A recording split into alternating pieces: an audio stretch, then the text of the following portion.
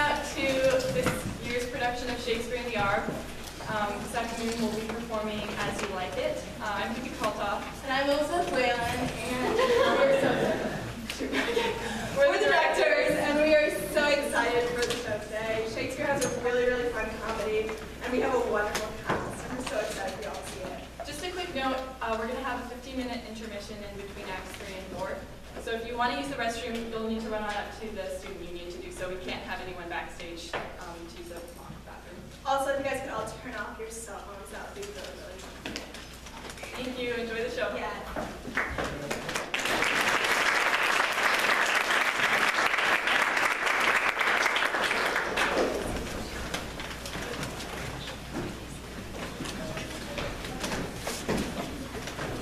As I remember, Adam, it was upon this fashion, bequeathed me by will, but poor 1,000 pounds. And as thou sayest, charged my brother, on his blessing, to breed me well. And there begins my sadness. My brother Jacques, and Jake, he keeps at school. And report speaks goldenly of his profit. But as for me, he keeps me rustically at home. Or to speak more properly, stays me here at home unkept. For call you that keeping for a gentleman of my birth, which differs not from the stalling of an ox. These horses are bred, for in that they are fair with their feeding, they are taught their manage, and to that end riders dearly hired. But I, his brother, gain nothing under him but growth, for which his animals on their dung hills are as much bound to him as I. Besides this nothing that he so plentifully gives me, the something which nature gave me, his countenance seems to take from me. He lets me feed with his hinds, bars me from the place of a brother, and as much as in him lies, minds my gentility with my education.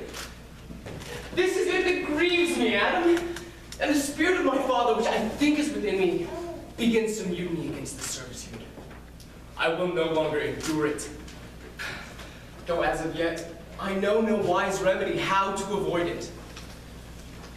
Yonder comes my master, your brother. Go apart, Adam. Thou wilt see how he shall shape me up.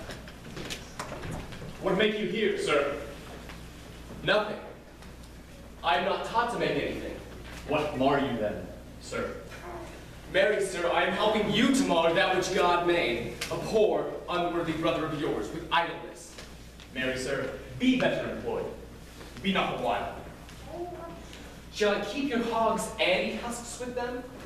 What prodigal portion have I spent that I should come to such penury? Know you where you are, sir? Oh, sir, very well, here in your orchard. Know you before whom, sir? I, better than him I have before, knows me. I know you are my elder brother, and in the gentle condition of blood, you should so know me. The courtesy of nations allows you my better, in that you were the firstborn. But the same tradition takes away not my blood. Were there 20 brothers betwixt us, I was as much my father in me as you, albeit I confess, your coming before me is near to his reverence. What, boy? Come, come, elder brother, you were too young in this. Wilt thou lay hands on me? Villain! I am no villain! I am the younger son of Sir Rowland de Bois, and he is thrice the villain that says such a father begot villains. Wert thou not my brother, I would not take this hand from thy throat till this other be pulled out thy tongue for saying so. Thou frail of thyself! Sweet masters, be patient, for your father's remembrance be at accord. Let me go, sir. I will not till I please. You shall hear me.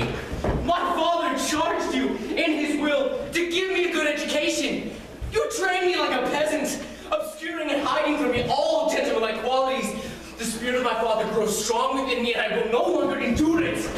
Therefore, allow me such exercises as may become a gentleman, or give me the poor water my father left me by testament. With that I will go buy my fortunes. And what wilt thou do? Beg when that is spent?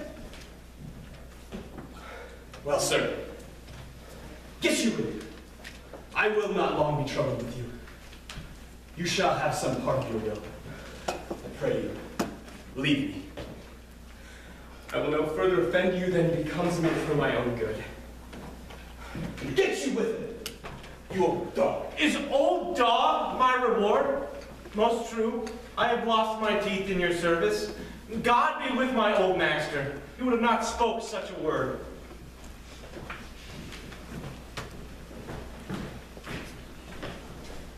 Even so, begin you now to rank upon me. I will physic your greatness, and yet give no 1,000 crowns neither. Hola! Dennis! Calls, your worship. Was not Charles, the Duke's wrestler, here to speak with me? So please you, he's here at the door and importunes access to you. Call him in. It will be a good way. Tomorrow the wrestling is. Good morrow, your worship. Good Monsieur Charles. What's the new news at the new court? There's no news at the court, sir, but the old news. That is, the old Duke is banished by his brother, the new Duke, and 3 or 4 loving lords have put themselves into voluntary exile with him, whose lands and revenues enrich the new Duke. Therefore, he gives them good leave to wander. Can you say if Rosalind, the Duke's daughter, be banished with her father? Oh no, for the Duke's daughter, her cousin, so loves her, being ever from their cradles bred together, that she would have followed her exile, or have died to stay behind her. She is at the court, and no less beloved of her uncle than his own daughter, and never two ladies loved as they do. Where will the old Duke live? They say he is already in the forest of Arb, and many a merry man with him. And there they live like the old Robin Hood of England. They say many young gentlemen flock to him every day, and there they fleet the time carelessly as they did in the Golden World. What? You wrestle tomorrow, before the new Duke? Marry, do I, sir? And I came to acquaint you with the matter. I am given, sir, secretly to understand that your younger brother, Orlando, hath a disposition to come in disguised against me to try a fall. Tomorrow, sir, I wrestle for my credit, and he that escapes me without some broken limb shall acquit him well. Your brother is but young and tender, and for your love, I would be loath to foil him as I must for my own honor if he come in. Therefore I came you hither to acquaint you with all, that either you might stay him from his intendment, or brook such disgrace well as he shall run into, in that it is a thing of his own search, and altogether against my will. Charles, I thank thee for thy love to me, which thou shalt find I will most kindly requite. I had myself notice of my brother's purpose here, and have by underhand means labored to dissuade him from it, but he is resolute. I tell thee, Charles, it is the stubbornest young man of France, full of ambition, an envious emulator of every man's good parts, a secret and villainous contriver against me, his natural brother. Therefore, use thy discretion. I had as lief thou didst break his neck as his finger. And thou wert best look to it. For if you do him any slight disgrace, or if he do not mightily grace himself on thee, he will practice against thee by poison, entrap thee by some treacherous device, and never leave thee until he hath tamed thy life by some indirect means or other. For I assure thee, and almost with tears do I speak it, there is not one so young and so villainous this day. I speak but brotherly of him. But were I to anatomize him to be as he is, I must blush and weep, and thou must look pale and wonder. I am heartily glad I came hither to you. If he come in tomorrow, I'll give him his payment. If ever he go alone again, I'll never wrestle for prize. And so, God keep your worship. Farewell, dear Charles. Now will I stir this gamester. I hope I shall see an end of him, for my soul, yet I know not why, hates nothing more than he. Yet he is gentle, never schooled, and yet learned, full of noble device, of every sort enchantingly beloved, and so much in the heart of the world, and of my own people who best know him, that I am altogether misprized. But it shall not be so long. This wrestler shall clear all. Nothing remains but that I kindle the boy thither, which now I'll go about.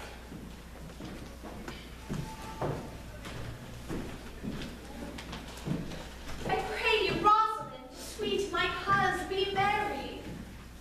Dear Celia, I show more mirth than I am mistress of, and would you yet I were merrier? Unless you could teach me to forget banished father. You must not try to learn me any extraordinary pleasure. Herein I see that thou lovest me not with the full weight that I love thee. If mine uncle, thy banished father, had banished thine uncle, the Duke my father, so thou hadst still been with me, I could have taught my love to take thy father for mine. So must thou, if the truth of thy love to me were so righteously tempered as mine is to thee. Well, I will forget the condition of my estate to rejoice in yours. You know my father hath no child but I, nor none is like to have, and truly, when he dies, thou shalt be his heir. For what he hath taken away from thy father perforce, I will render thee again in affection. By mine honor I will, and when I break that oath, let me turn monster. Therefore, my sweet Rose, my dear Rose, be merry. From henceforth I will, coz, and devise sports. Let me see. What think you of falling in love?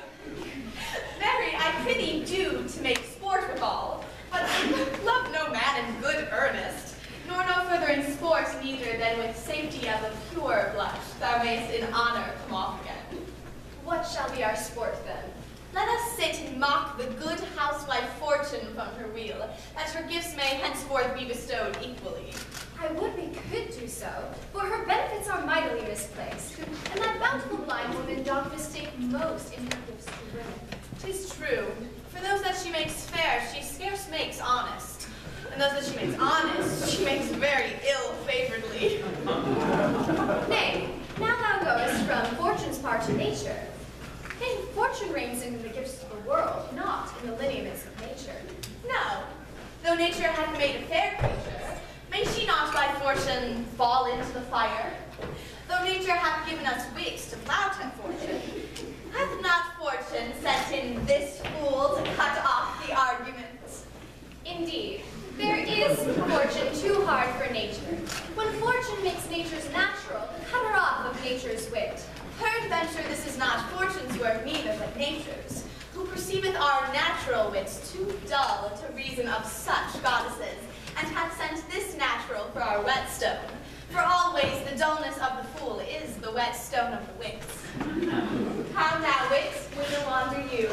Mistress, you must come away to your father. And were you made the messenger? No, by my honor. But I was bid to come for you. Where learned you that oath, fool? Of a certain knight that swore by his honor they were good pancakes. And swore by his honor the mustard was not. Now, I'll stand to it. The pancakes were not. And the mustard was good. And yet was not the knight forsworn. And how prove you that in the great heap of your knowledge? Aye, marry. Now unmuzzle your wisdom. Stand you both forth now, stroke your chins, and swear by your beards that I may name. By our beards, if we had them, thou art. By my knavery, if I had it, then I were. But if you swear by that, that is not, you are not forsworn. Any more was this knight swearing by his honor. If he ever had any, or if he had, he'd have sworn it away before he ever saw those pancakes. Or that mustard. Who is it that thou meanest? One that old Frederick, your father, loves. My father's love is enough to honor him. I pray you speak no more of him. He'll be whipped for taxation one of these days. Thus, the more pity that fools may speak wisely, but wise men speak foolishly. By my troth, thou sayest true. For since the little wit that fools have is silenced, the little foolery that wise men have make for a great show. Oh, here comes Monsieur LeBeau. His house full of news, which he will put on us as pigeons feed their young. Then we shall be news crammed, all the better. We shall be all the more marketable. Bonjour, Monsieur LeBeau. What's the news? Fair princess, you have lost much good sport. Sport? Of what color? Or as the destinies decree. Well said. That was laid on with a trowel. Nay, if I keep not my ring. Then thou losest thy own smell. You amaze me, ladies. I would have told you good wrestling, but you have lost tell us the manner of the wrestling? I will tell you the beginning, and if it please your ladyships, you may see the end, for the best is yet to do. And here, where you are, they are coming to perform it. Well, the beginning, that is dead and buried. There comes an old man and his 3 sons. Oh, I can match this beginning with an old tale. 3 proper young men of excellent growth and presence. With bills on their necks, be known unto all men by these presents. The eldest of the 3 wrestled with Charles, the Duke's wrestler, which Charles, in a moment, threw him and broke 3 of his ribs, that there is little hope of life in him. So he served the 2nd, and so the 3rd. Yonder they lie, the poor old man, their father, making such pitiful dole over them, that all the beholders take his part with him. Alas, But what is the sport, monsieur, that the ladies have lost? Why, this that I speak of. Best men may grow wiser every day. It was the first time ever I heard tell the breaking of ribs was sport for ladies. Or I promise thee. is there any else longs to see this broken music in his sides? Is there yet another that dotes on rib breaking? Shall we see this wrestling, cousin? You must, if you stay here, for here's the place appointed for the wrestling, and they are ready to perform it. Oh, yonder, sure they are coming. Let us now stay and see it. Come on. Since the youth will not be entreated, his own peril on his forwards. Is yonder the man? Even he, madame. Alas, he is too young, yet he looks successfully. How daughter. Are you kept hither to see the wrestling? Aye, my liege, so please you give us leave. You will take little delight in it, I can assure you. There are such odds in the man. In pity of the challenger's youth, I would fain dissuade him, but you will not be entreated. Speak to him, ladies. See if you can move him. Call him hither, Monsieur Lebeau. Do so, I'll not be by. Monsieur, the challenger. The princess calls for you. Tell them with all respect and duty. Young man, have you challenged Charles the wrestler? No, fair princess. He is the general challenger. I come in, but as others do, to try within the strength of my youth.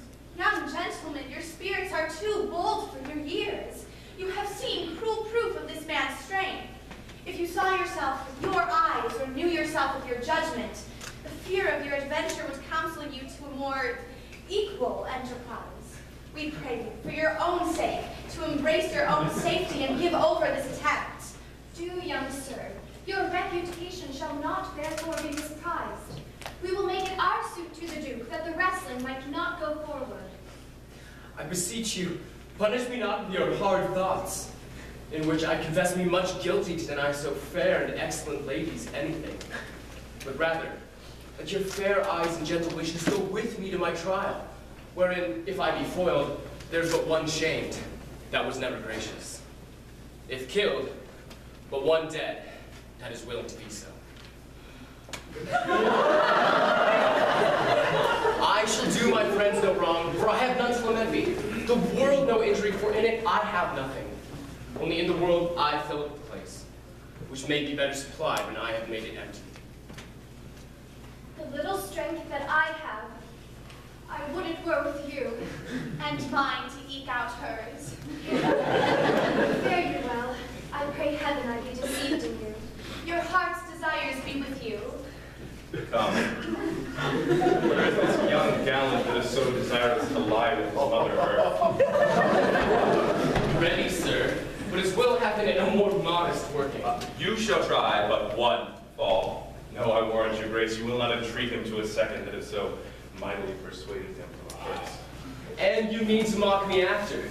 You should not have mocked me before, but come your ways.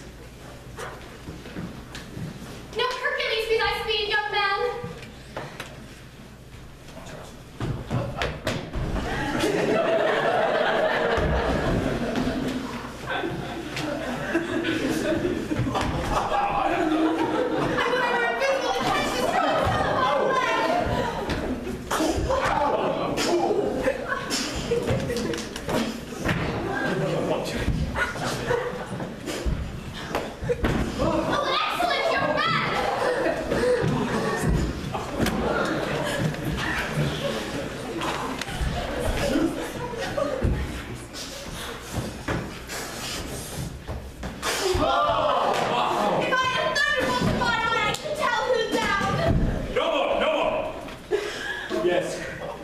beseech you, Grace.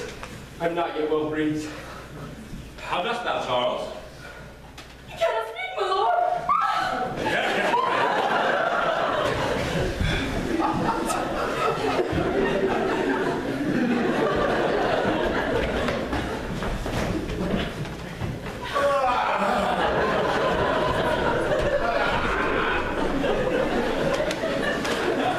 What is thy name, young man? Orlando, my liege, the young son of Sir Roland de Boys. I would thou hadst been son to some man else. The world esteemed thy father honorable, but I consider him still mine enemy. Thou shouldst have better pleased me with this deed, hadst thou descended from another father. But thou art a gallant youth. Anyhow, I would thou hadst told me of another father. Were I my father's cuz, would I do this? I'm more proud to be Sir Roland's son, his youngest son. Would not change that to be adopted heir to Frederick. My father loved Sir Roland as his soul, and all the world was of my father's kind. If I had but known this young man, his son, I would have given him tears and to entreaties, that he might not thus have ventured. Gentle cousin, let us go thank and encourage him. My father's rough and envious disposition sticks me at heart. Sir, you have well deserved. If you do keep your promises in love, but justly, as you have exceeded all promise, then your mistress shall be happy. Gentlemen, bear this for me. One out of suits with fortune, that could give more, but that her hand lacks means. Shall we go, cuz? Fare you well, fair gentlemen.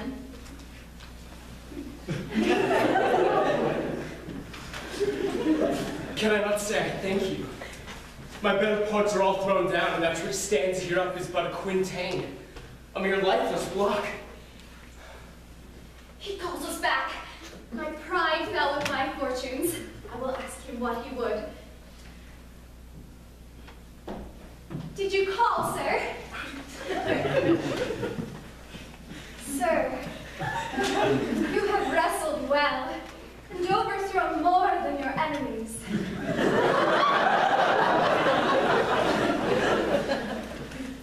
Shall we go, cuz? Thank you. Very well.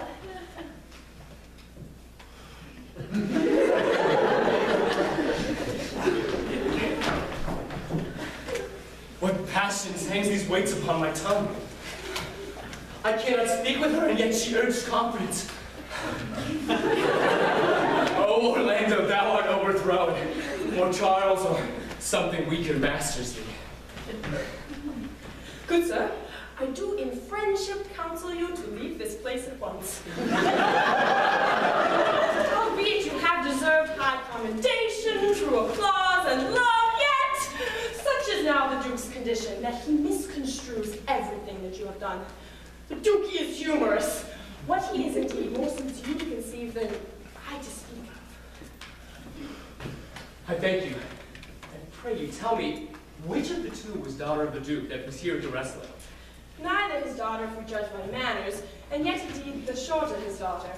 The other is daughter to the banished Duke, and here detained by her usurping uncle, to keep his daughter company, whose loves are dearer than the natural bonds of sisters.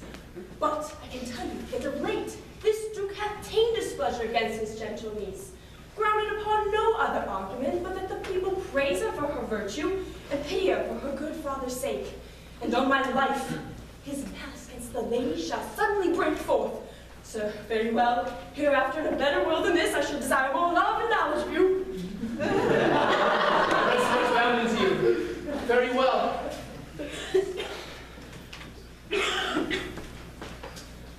Thus must I, from smoke into smother, from tyrant Duke to tyrant brother. But heavenly Rosalind!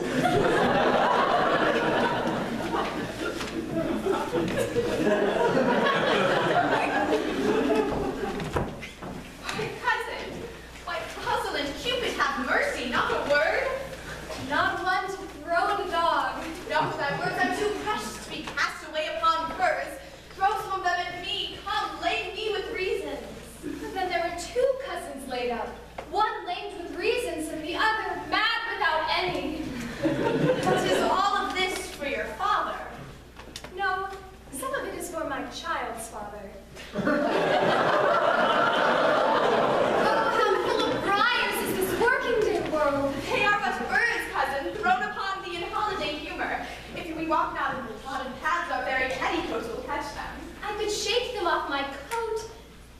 spurs are in my heart.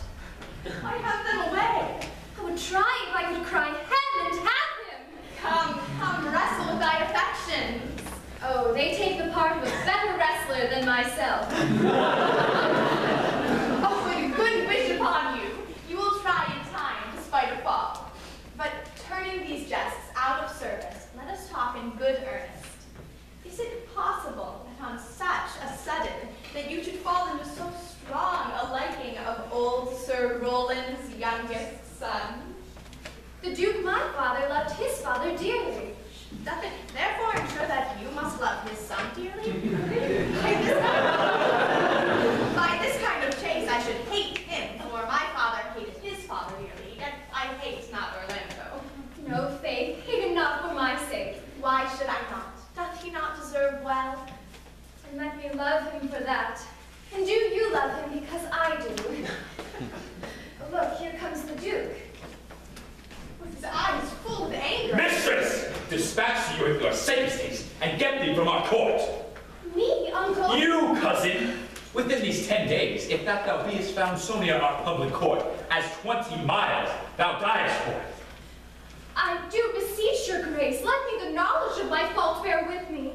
For if with myself I hold intelligence, or if I be acquainted with my own desires, if I do not dream or be not frantic, never so much as in a thought unborn did I offend your highness. Thus do all traitors. If their purgation did consist in words, they are as innocent as grace itself. Let it suffice thee that I trust thee not. Yet your mistrust cannot make me a traitor. Tell me whereon the likelihood depends. Thou art thy father's daughter. There's enough. So was I when your highness took his dukedom. So was I when your highness banished him. Treason is not inherited, my lord, or if we did derive it for our friends, what's that to me? My father was no traitor. For else, good my liege, do not mistake me so much to think my poverty is treacherous. Gentle sovereign, hear me speak. Aye, Celia, we've stayed her for your sake, else had she with her father ranged along. It was not I that then entreated to have her stay. It was your pleasure and your own remorse. I was too young at that time to value her. But now I know her. Why, if she be a traitor, then so am I. We have still slept together, learned and ate, played together, and wheresoever we went like Juno's swans, still we were coupled and inseparable. She is too subtle for thee. Her smoothness, her very silence, and her patience speak to the people, and they pity her. Thou art a fool. When she is gone, thou wilt show more bright and seem more virtuous. Therefore, open not thy lids. Firm and irrevocable is my doom which I have passed upon her. She is banished. Pronounce that sentence then on me, my liege. I cannot live out of her company. You are a fool. You, niece, provide yourself. If you outstay the time, upon mine honor, and in the greatness of my word, you die. Oh, my poor Rosalind, whither wilt thou go? Wilt thou change fathers? I will give thee mine. I charge thee, be not more grieved than I am. I have more cause. Thou hast not, cousin. Knowest thou not the Duke hath banished me, his own daughter? That he hath not. No, hath not.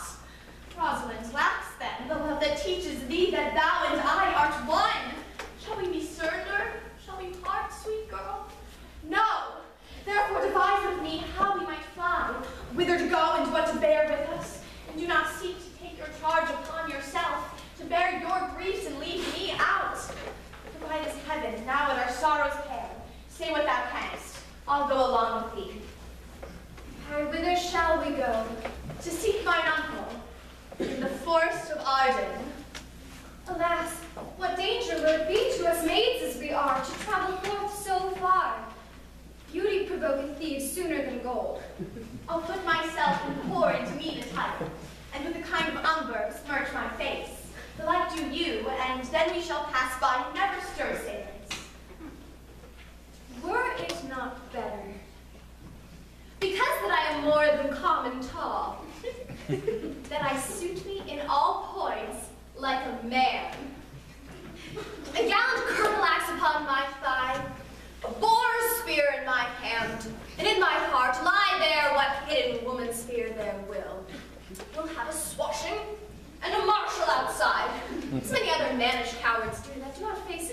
semblances. And what shall I call thee when thou art a man? I'll have no worse a name than Jove's own page, and therefore look you call me Ganymede. But what shall you be called? Something that has reference to my state. No longer Celia, but Aliena. Cousin, what if we essayed to steal the clownish fool out of your father's court? Would he not be a comfort to our travels? Oh, he'll go o'er the wide world with me. Let me alone to. Now let's get our jewels and our wealth together. Devise the fittest time, the safest way to hide me from the pursuit that will be made upon my flight. Now we go to liberty and not to banishment.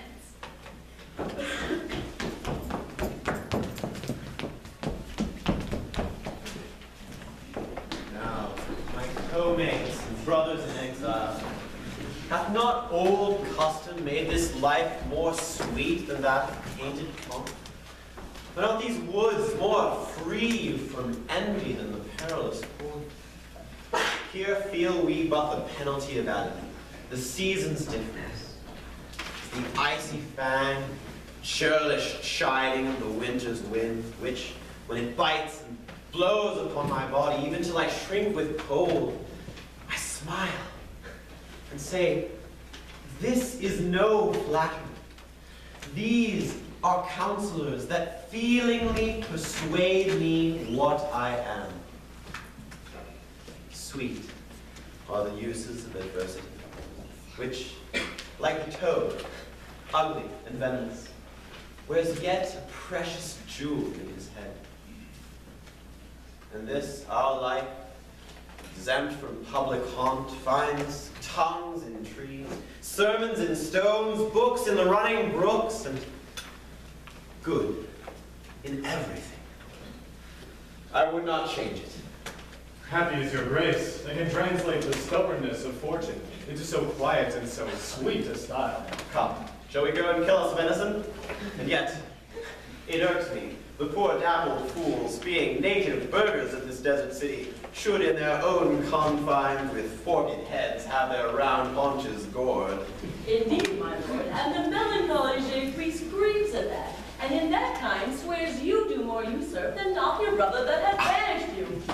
Today, my lord of Amiens and myself did steal behind him as he lay along under an oak, whose antique roof peeps out along the brook that brawls upon this wood, to the which place a poor sequestered stag that had ta'en a hurt from the hunter's eggs did come to languish.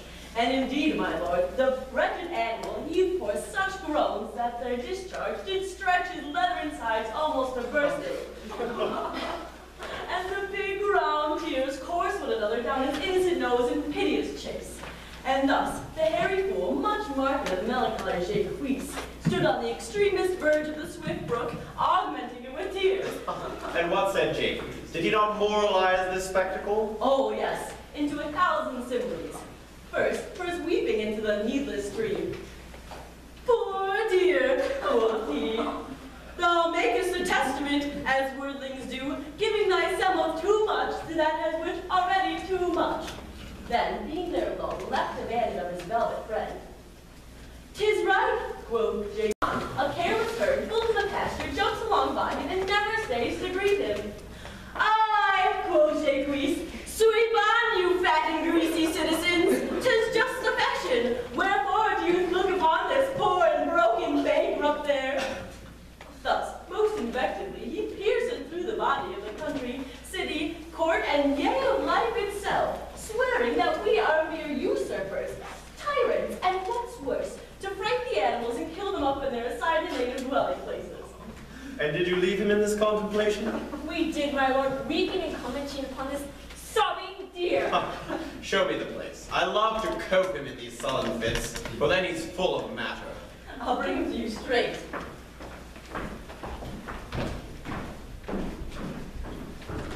Can it be possible that no man saw them? It cannot be. Some villains of my court are in sufferance in accord with this. I cannot hear of any that did see her. Her ladies, her attendants of her chamber, saw her bed, and in the morning early, they found their bed untreasured of their mistress. My lord, the roguish clown, at whom so oft your grace was wont to laugh, is all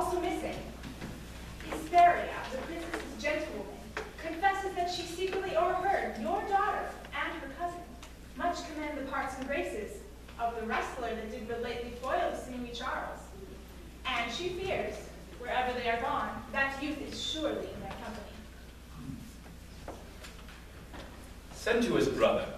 Fetch that gallant hither. If he be absent, bring his brother to me. I'll make him find him. But do this suddenly, and let not search and inquisition quail to bring again these foolish runaways.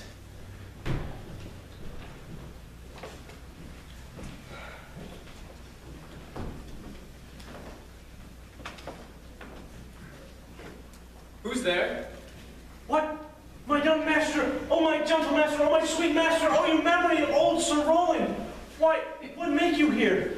Why are you virtuous? Why do people love you? And wherefore are you gentle, strong, and valiant? Why would you be so fond to overcome the bonny prizer of the humorous Duke?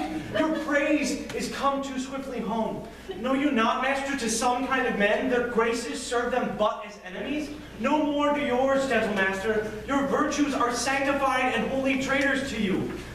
Oh, what a world is this when what is comely and venomous him that bears it? Why, what's the matter? Come not within these doors, within this roof, the enemy of all your graces lives. Your brother, no brother, yet the son, yet not the son. I will not call him son. I was about to call his father. I have heard your praises, and this night means to burn the lodging where you used to lie, and you within it. If he fail of that, he will have other means to cut you off. I overheard him in his practices. This is no place. This house is but a butchery. Abhor it, fear it, do not enter it. Why, whither, Adam, wouldst thou have me go? No matter whither, so you come not here. What? Wouldst thou have me go beg my food? Or with a base and boisterous sword enforce a thievish living on the common road? This I must do, or know not what to do. Yet this I will not do how I can. I would rather subject me to the malice of a diverted blood and bloody brother. But do not so. I have 500 crowns, the thrifty hire I saved under your father, to be my foster nurse when service in my old limbs lie lame, and age in unregarded corners thrown. But take that, and he that doth the raven's feed, yea, providently caters for the sparrow. Here is the gold. All this I give to you. Let me be your servant. Though I look old, yet I am strong and lusty. For in my youth I never did apply hot and rebellious liquors to my blood, nor did not with unbashful forehead woo the means of weakness and debility. Therefore my age is as a lusty winter, frosty but kindly. Let me go with you. I'll be your servant and do the service of a younger man in all your business and necessities. Oh, good old man! How well in thee appears the constant service of the antique world. But service sweat for duty, not for me. If thou were not for the fashion of these times, where none will sweat but for promotion, and in having that do choke themselves up even in the having. But poor old man, thou prunest a rotten tree, that cannot so much as a blossom yield in lieu of all thy husbandry. But come your ways. We'll go along together, and ere thy youthful wages are spent, we'll light upon some settled, low content. Master, go on, and I will follow thee, to the last gasp with truth and loyalty. From 17 years till now, almost fourscore here lived I, but here live now no more. At 17 years, many their fortune seek, but at fourscore it is too late a week. Yet fortune cannot recompense me better than to die well and not my master's debtor.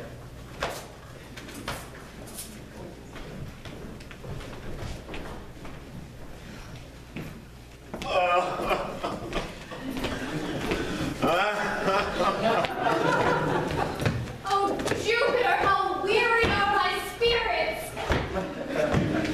I care not for my spirits, if my legs were not weary. I could find in my heart to disgrace my man's apparel and to cry like a woman.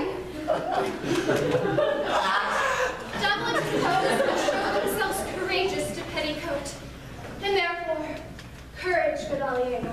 I pray you, bear with me. I can go no further. I had rather bear with you than bear you. Yet I should bear no cross, for if I did bear you, you have no money in your purse.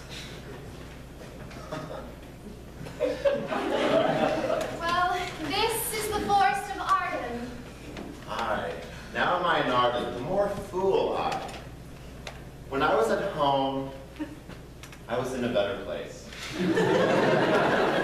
But travelers must be content. Aye, be so good, Touchstone. Look you, who comes here? A young man in an old and solemn talk. That's the way to make her scorn you still. Oh, Court, thou knewest how I do love her. I partly guess, for I have loved her now. No, Court. Being old, thou canst not guess. Though in thy youth thou wast as true a lover as ever sighed upon a midnight pillow, but if thou love her ever like to mine, as sure I think did never man love so. How many actions most ridiculous hast thou been drawn to by thy fantasy? Into 1,000 that I have forgotten. Thou didst then never love so heartily. If thou rememberest not the slightest folly that ever love did make thee run into, thou hast not loved. Or if thou hast not sat as I do now, wearing thy cure in thy mistress' praise, thou hast not loved. Or if thou hast not broken from company, abruptly, as my passion now makes me, thou hast not loved. Oh, Phoebe! Phoebe! Phoebe! Alas, poor shepherd, searching of thy wound, I have by hard adventure found mine own. And I mine. I remember when I was in love. I broke my sword upon a stone and bid him take that for coming a night to Jane's smile. And I remember the kissing of her backlet and the cow's doves that her pretty chopped hands had milked. And I remember the wooing of a peascod instead of her, from whom I took 2 cods and, giving her them again, said with weeping tears, "Wear these for my sake." We that are true lovers run into strange capers. And yet, as all is mortal in nature, so is all love in nature, mortal in folly. Thou speakest wiser than thou art ware of. Nay, I shall ne'er be ware of mine own wit till I break my shins against it.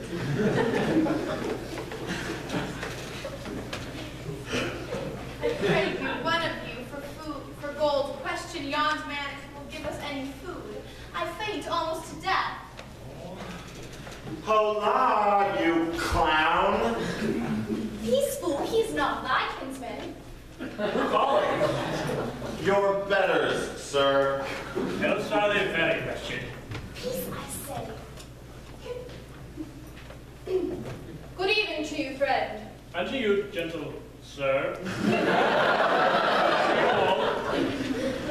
I prithee, if that love or gold can in this desert place by entertainment, bring us where we may rest ourselves and feed.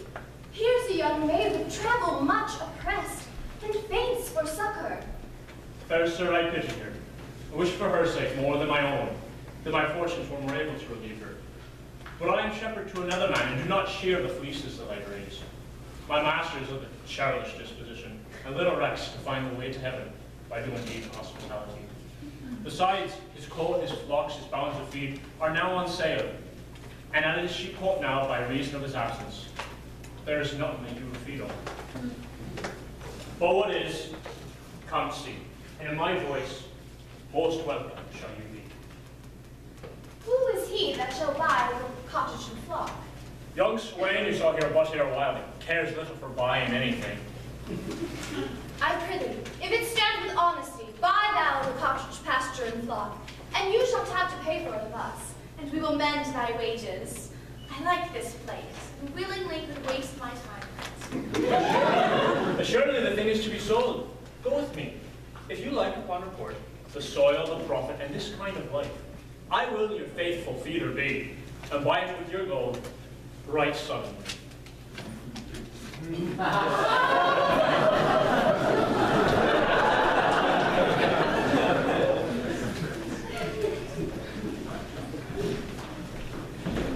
Under the greenwood tree, who loves to lie with me, and turn his merry note unto the sweet bird's throat.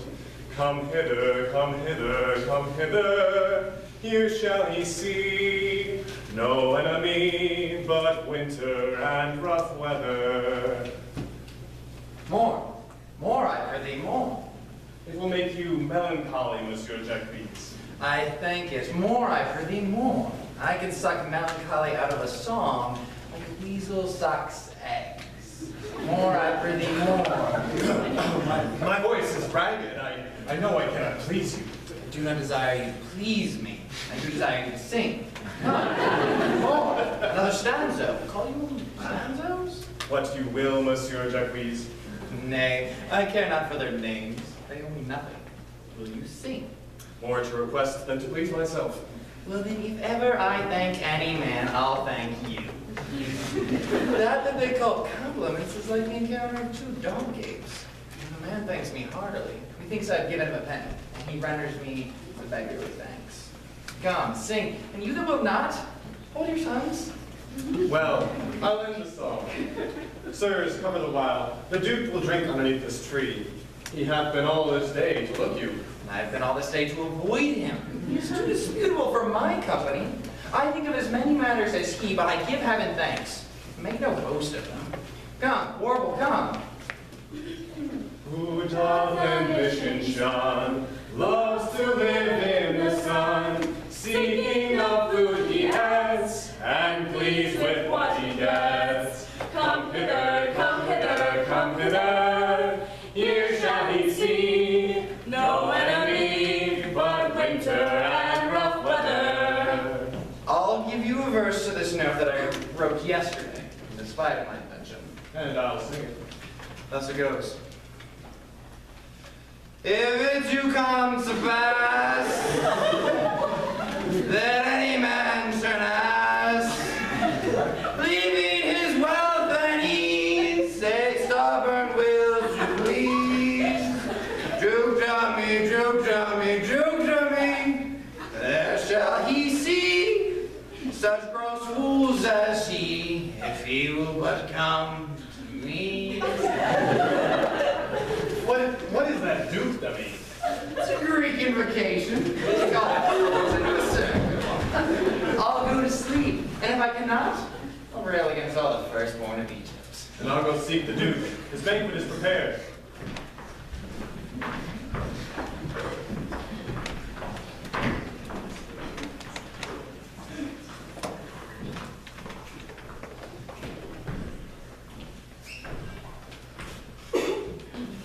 Dear master, I can go no further.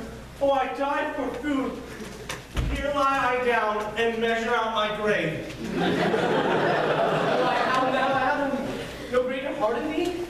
Live a little, comfort a little, cheer thyself a little.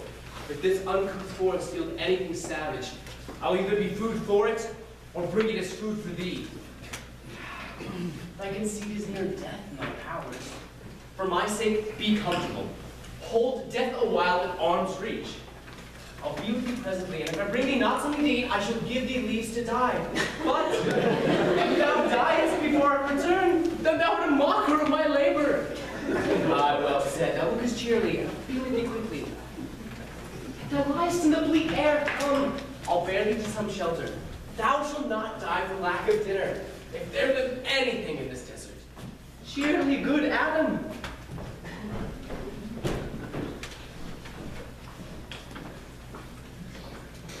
I think he'd be transformed into a beast, for I do know how to find him like a man. My lord, he was but even now gone hence. Here he was merry, hearing of a song. If he, compact of jaws, grow musical, we shall have shortly discord in the spheres. Go, seek him. Tell him I would speak with him. He saves my labor by his own approach. How now, monsieur? What a life is this, that we, your poor friends, must woo your company? A fool! A fool! I met a fool in the forest! A motley fool!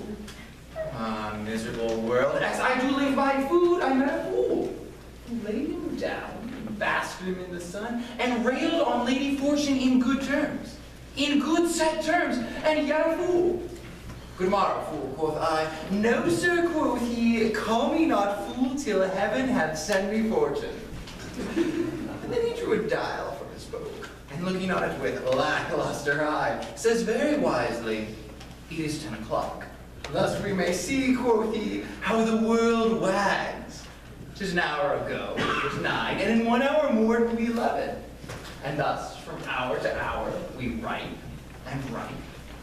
From hour to hour, we wrought and wrought, and thereby hangs a tale. When I did hear the molly fool thus around the time, my lungs began to crow like chanticleer.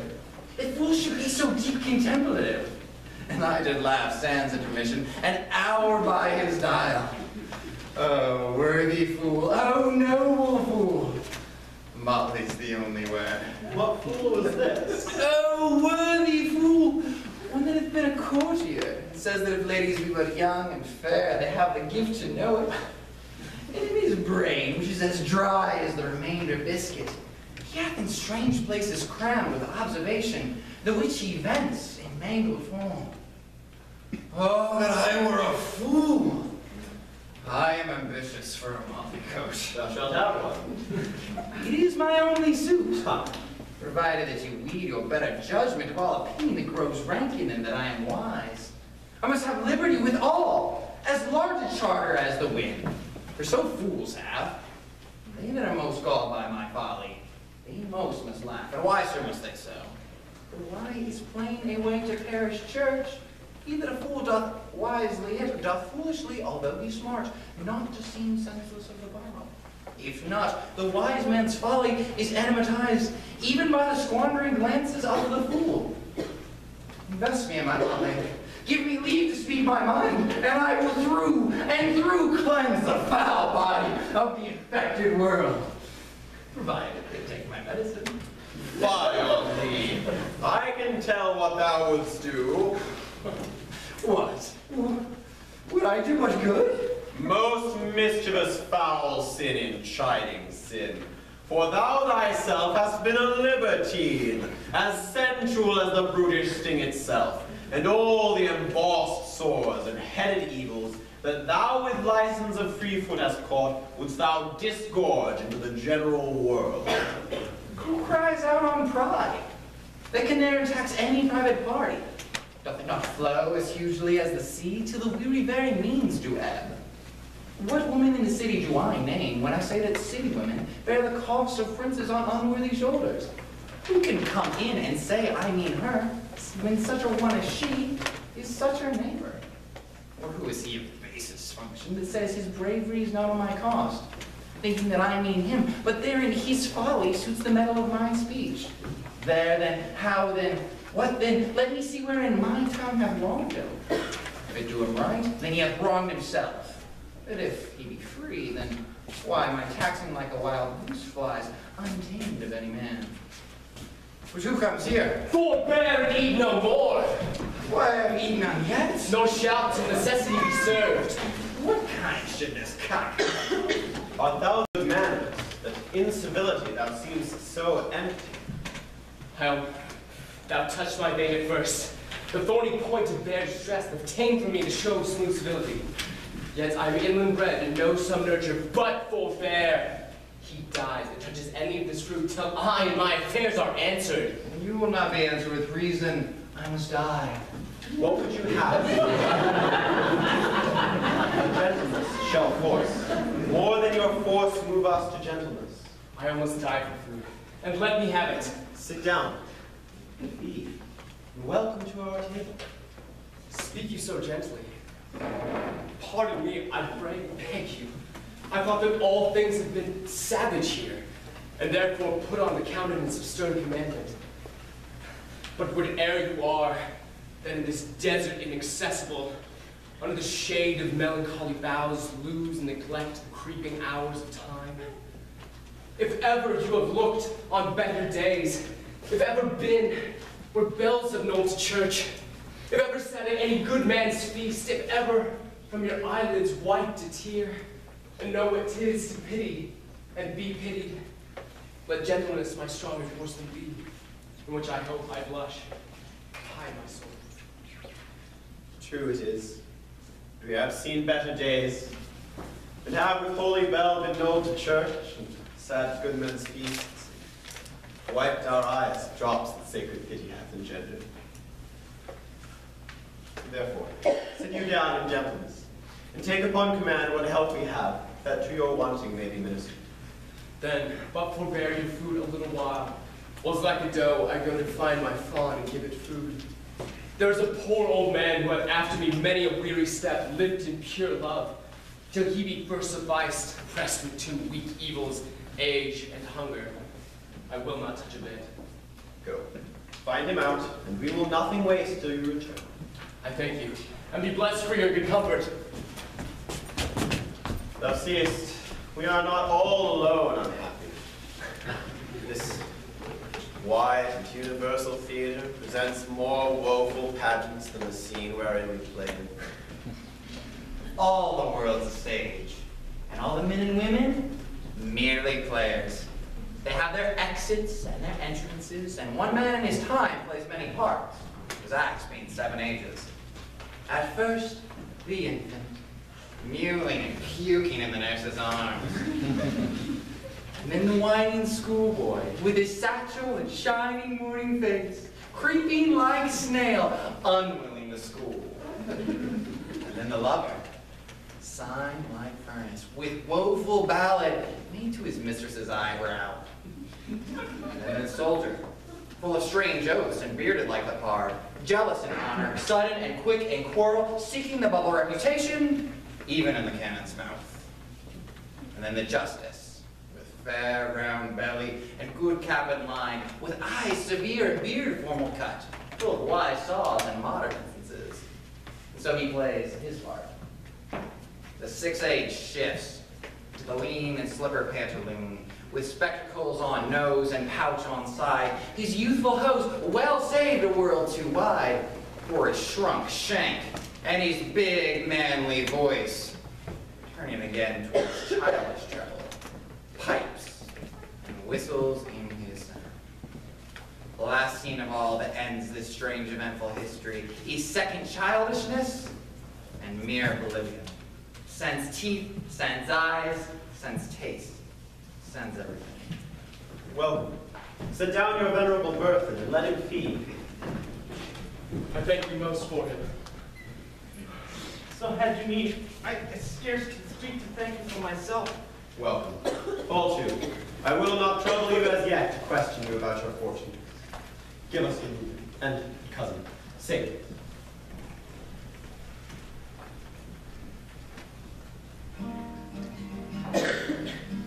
Oh, thou winter wind, thou art not so unkind as man's ingratitude.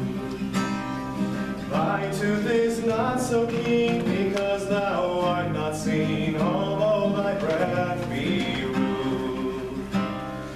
Hey ho, sing, hey ho, unto the green holly, most friendship.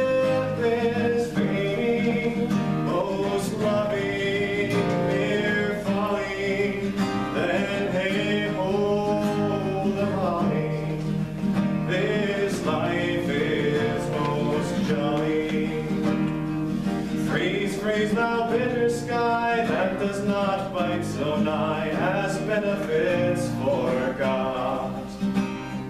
Though thou the waters warm, thy sting is not so sharp as friend remembered not. Hey ho, sing, hey ho, unto the green holly, most friendship is feigning, most loving.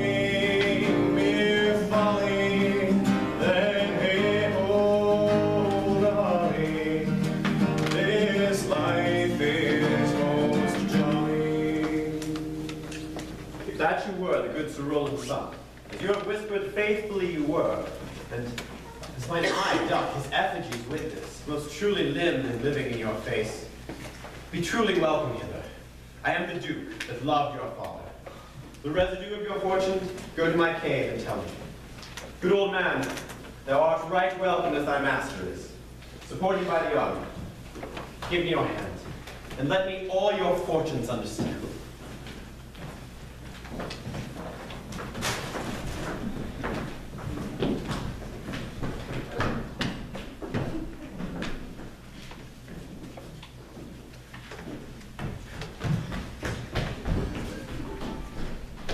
Not seen him since? Sir, that cannot be. But were I not the better part made mercy, I should not seek an absent argument of my revenge, thou present. But look you to it. Find out thy brother, wheresoe'er he is. Seek him with candle. Bring him dead or living within this 12-month, or turn thou no more to seek a living in our territory. Thy lands and all things that thou dost call thine, worthy of seizure, do we seize into our hands, till thou canst quit thee by thy brother's mouth of what we think against thee. Oh, that your highness knew my heart in this. I never in my life loved my brother. More villain thou! Well, push him out of doors, and let my officers of such a nature make an extent upon his house and lands. Do this expediently and turn him going.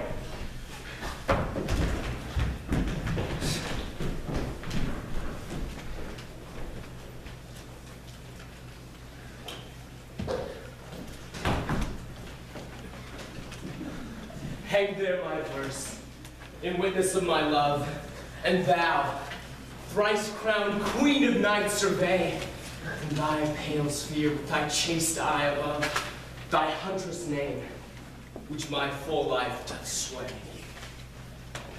O Rosalind, these trees shall be my books, and in their barks my thoughts all character, that every eye which in this forest looks shall see thy virtue witnessed everywhere.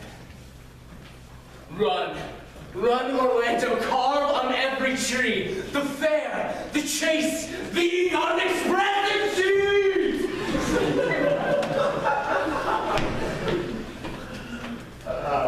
How like you the shepherd's life, Master Touchstone? Truly, shepherd. In respect of itself, it is a good life. But in respect of it is a shepherd's life, it is not. In respect that it is solitary, I like it very well.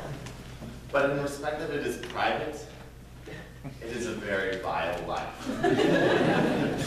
As it is in the fields, it pleaseth me well. But as it is not in the court, it is tedious. As it is a spare life, look you, it fits my humor well. But as there's no more plenty in it, it goes much against my stomach. Hast any philosophy in thee, shepherd? No more than I know. The more one sickens, the worse at ease he is. That he that wants money, means, and content is without 3 good friends. That the chief property of rain is to wet, and fire to burn. That good pastures make fat sheep, and the great cause of the night is lack of the sun. And that he that hath learned no wit by nature nor by art may complain of good breeding, but comes of a very dull kindred.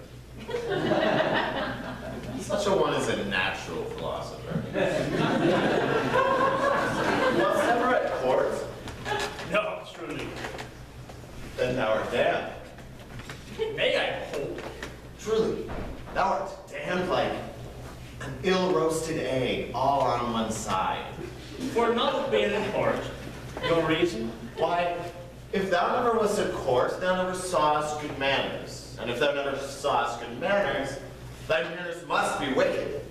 And wickedness is sin, and sin is damnation.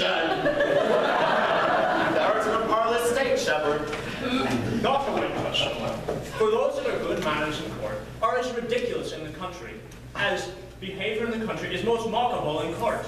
Why, you said that in court you salute not, but you kiss your hands. Such a courtesy would be uncleanly if courtiers were shepherds.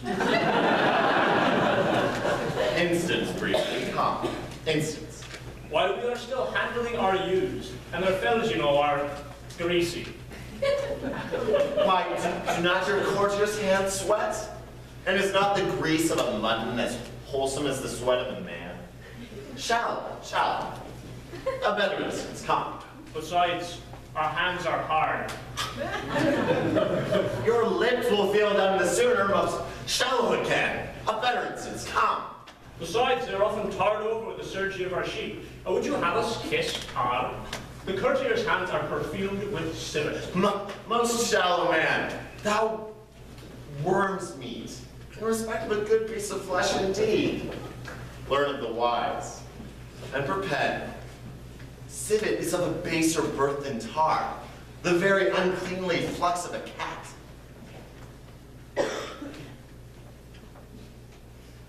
God help me.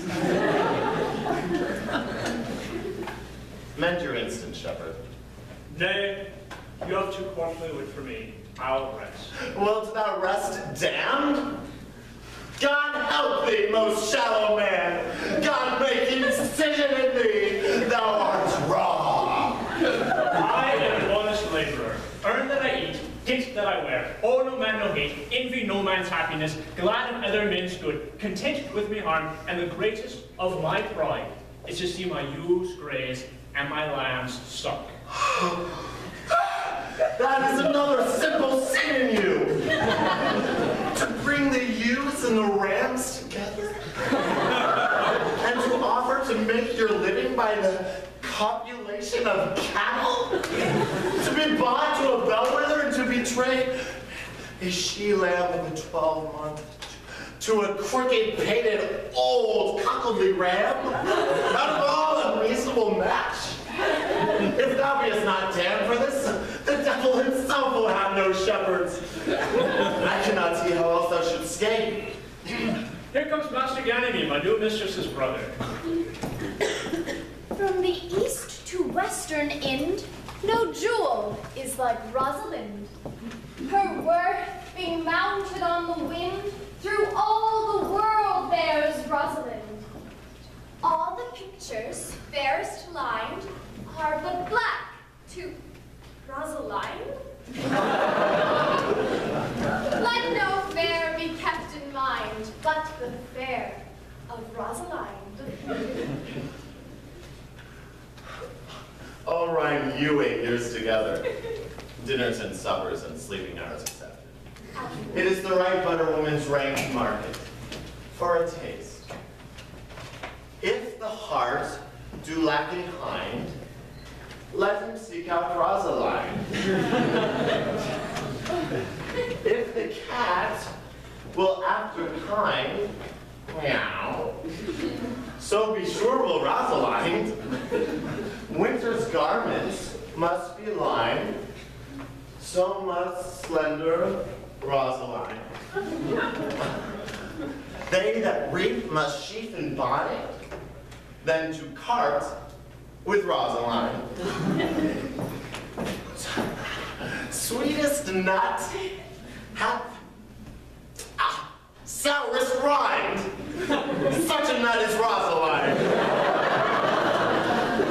He that sweetest rose will find love's prick and Rosaline. This is the very false gallop of verses. Why do you infect yourself with them? Peace, you dull fool. I found them on a tree. Truly, the tree yields bad fruit. Then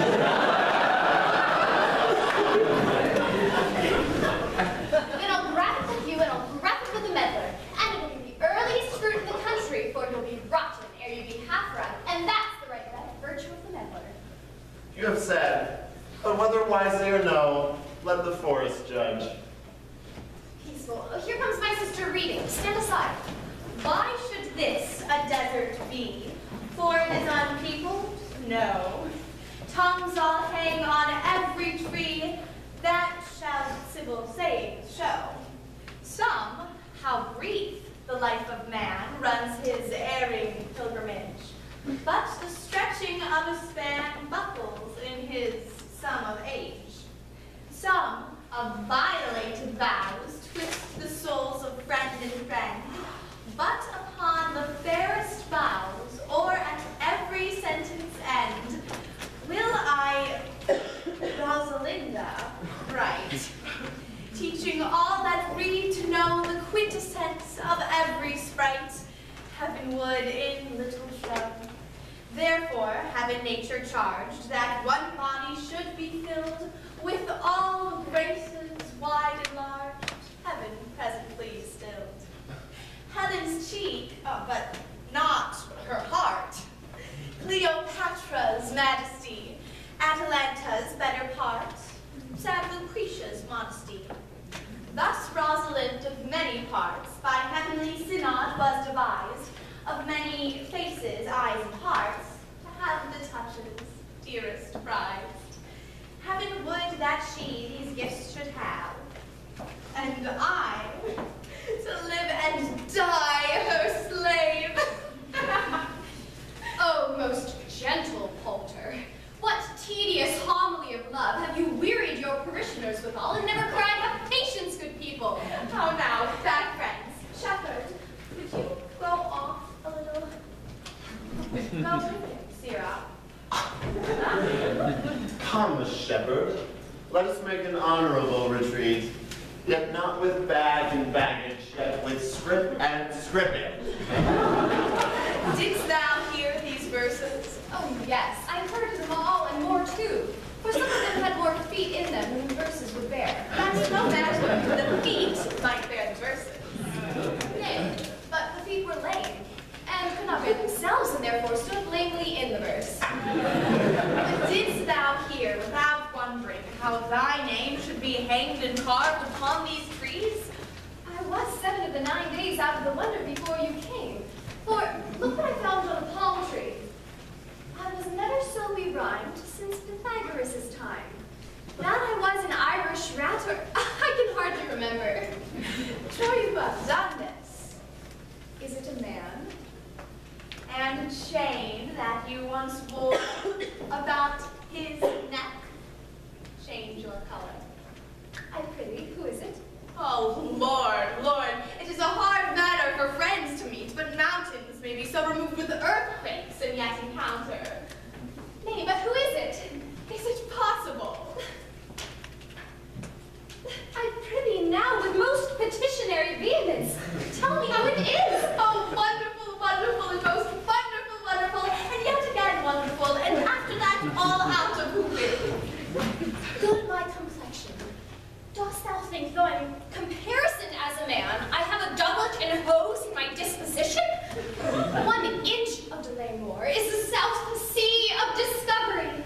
I prithee, tell me which is quickly, and speak apace. I wouldst thou couldst stammer that thou mightst pour this concealed man out of thy mouth like wine from a narrow-mouthed bottle, either all at once or none at all. Now come, open your mouth, that I may drink thy tidings, So you may put a man in your belly. Is he of God's making? What manner of man? Is his head with a hat, or his chin with a beard? Nay, he hath but a little beard. Why, God will send more if the man be thankful. Let me stay the growth of his beard, if thou delay me not the knowledge of his chin. Both in an instant. Nay, the devil take mocking. Speak sad brow and true maid. In faith, as 'tis he. Orlando? Orlando! Alas, the day! What shall I do with my doublet and hose? What did he when thou sawest him? What makes him here? Did he ask for me? But where remains he? How parted he with thee? And when shalt thou see him again? Answer me in one word. Borrowing gargantua's mouth first. It is a word too great for any mouth of this age size. To answer aye and nay to these is more than to answer in a catechism. But doth he know that I am in this forest, and in man's apparel?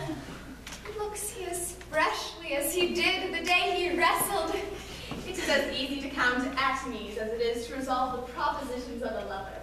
But take a taste of my finding him and relish it in good observance. I found him under a tree, like a dropped acorn. Truly, it may be called Job's tree when it drops forth such fruit. Give me audience, good madam. Proceeded.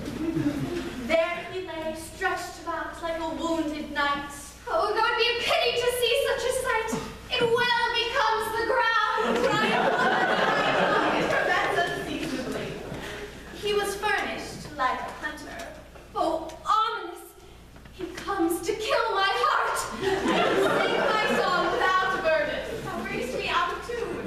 Do you not know I am a woman? When I think, I must speak.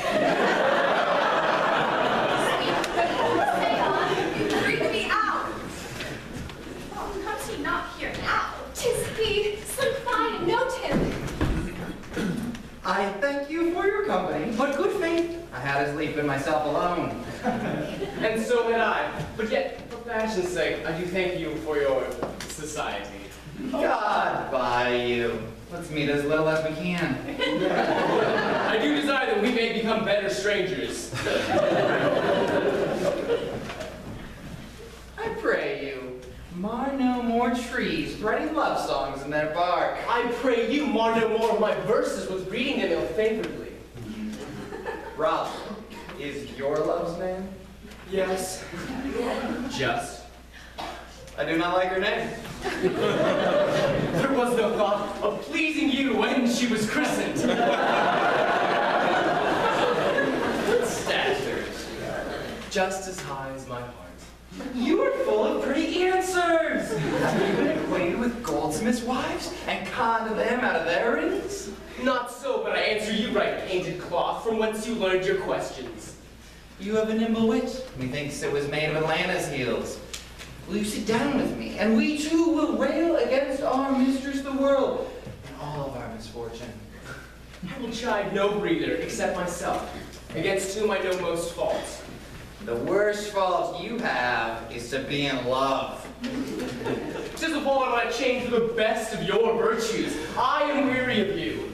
By my troth, I was seeking for a fool when I found you. He is drowned in the brook.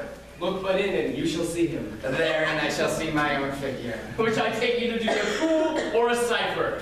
Good day, Signor Love. I'll tarry no longer with you. I'm glad of your departure. Adieu, good Monsieur Melancholy. I will speak to him like a saucy lackey, and under that habit play the knave with him.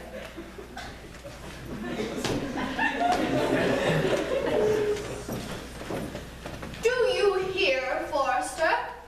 Very well. What would you? I pray you, what is it o'clock?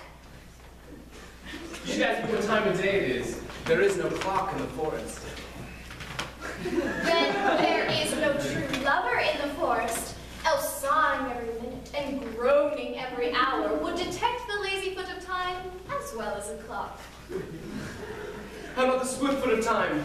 Had not that been as proper? By no means, sir.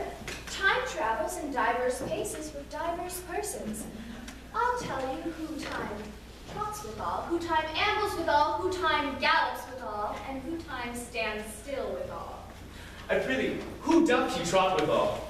Mary, he trots hard with a young maid, between the contract of her marriage and the day it is solemnized. For if the interim be but a sennight, time's pace is so hard that the length feels the length of 7 years. Who doth it amble withal?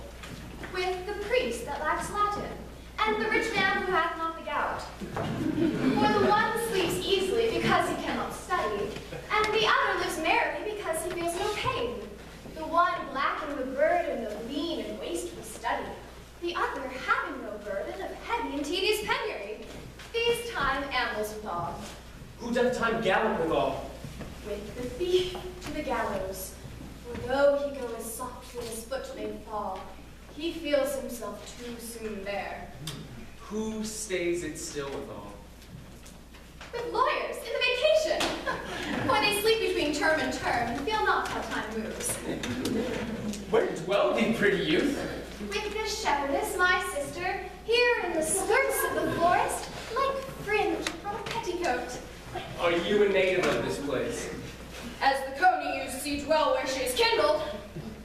Your accent is something finer than you could purchase in so removed a dwelling. I have been told so of many.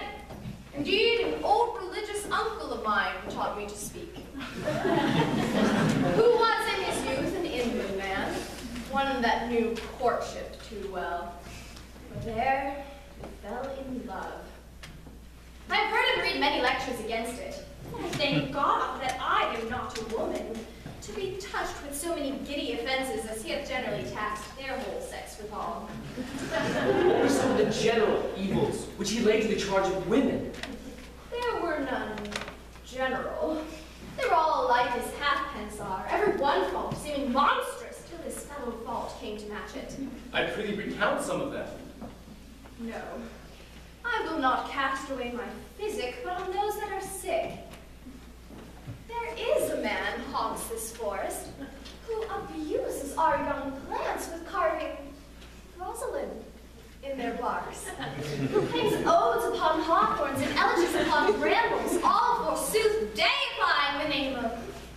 Rosalind.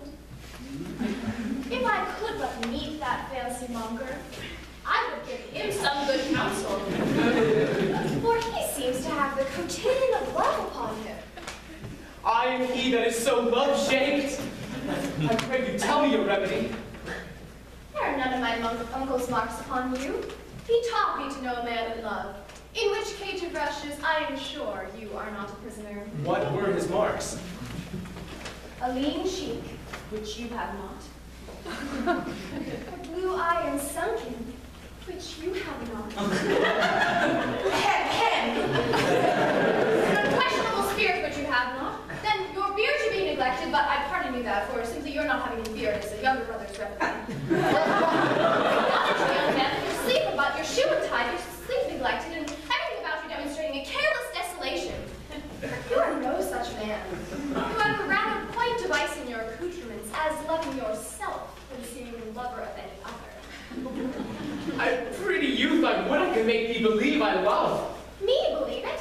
You would rather make her that you do love believe it, which she is apter to do than confess she does. This is one way in which women still give the lie to their consciences. But in good sooth, are you he that hangs these verses on the trees wherein Rosalind is so admired? By the white hand of Rosalind, I am he, that unfortunate he. But are you so much in love as your verses speak? Neither rhyme nor reason can express how much. Love is merely a madness, and I tell you it deserves as well a dark house and whip as madmen do. And the reason why they are not so punished and cured is that the lunacy is so ordinary that the whippers are in love too. Yet, I profess curing it by counsel. Did you ever cure any so? Yes, one. And in this manner, he was to imagine me, his love, his mistress. And I set him every day to woo me, at which time would I, being but a moonish youth, grieve, be effeminate, changeable, longing and liking, proud, fantastical, apish and constant, full of tears, full of smiles, for every passion something, and for no passion truly anything. Would now like him, now loathe him, then entertain him, then forswear him, now weep for him, then spit at him. That I drave my suitor from his mad humor of love to a living humor of madness, which was to forswear the full stream of the world and live in a nook merely monastic. And thus I cured him, and in this way will I take upon me to wash your litter as clean as a sound sheep's heart, that there shall not be one spot of love in it. I would not be cured, youth. I would cure you if you would but call me Rosalind and come every day to my coat and woo me. Now, by the faith of my love, I will. Tell me where it is. Go with me to it, and by the way, you shall show me where in the forest you live. Will you go? With all my heart, good youth. Nay, you must call me Rosalind. Come, sister, will you go? Come apace, good Audrey. I will fetch up your coats. And how, Audrey? Am I the man yet? Doth my simple features content you? Your features? Lord warrant us. What features? I am here with thee in thy coats, as the most capricious poet, honest Ovid, was among the gods. Oh, knowledge! You inhabited worse than Jove in a thatched house. When a man's verses cannot be understood, nor a man's good wit seconded with the forward child understanding, it strikes a man more dead than a great reckoning in a little room. Truly, I would the gods had made thee poetical. Poetical? I do not know what poetical it is, but is it honest indeed in word? Is it a true thing? No, truly. For the truest poetry is the most feigning. And lovers are given to poetry. And what they swear in poetry may be said, as lovers they do feign. Do you wish then the gods had made me poetical? I do, truly. For thou swearest to me thou art honest. Now, if thou wert a poet, I would have some hope thou didst feign. Would you not have me honest? Nay, truly. For thou swearest, unless thou wert hard favored. For to have honesty coupled to beauty is to have honey a sauce to sugar. Material fool! I am not fair. Therefore I parade. The gods make me honest. Truly. And to cast away honesty unto a foul slut were to put good meat into an unclean dish. I am not a slut. Though I thank the gods, I am foul. Well, praise the gods for thy foulness. Sluttishness may come hereafter. But be it as it may, I will marry thee. And to that end, I have been with Sir Oliver Martex, the vicar of the next village, who hath promised to meet me in this place of the forest and to couple us. I would fain see this being. The gods give us joy. Amen. A man may, if he were of a fearful heart, stagger in this attempt. For here we have no temple but the wood, no assembly but horn beasts. But what though? Courage? As horns are odious, they are necessary. It is said, many a man knows no end of his goods. Right? Many a man has good horns and knows no end of them. 'Tis the dowry of his wife, 'tis none of his own giving. Horns? Even so. Good men alone? No. The noblest deer had them as huge as the rascal. Is the single man therefore more blessed? No. As a walled town is more worthier than a village, so is the forehead of a married man more honorable than the bare brow of a bachelor.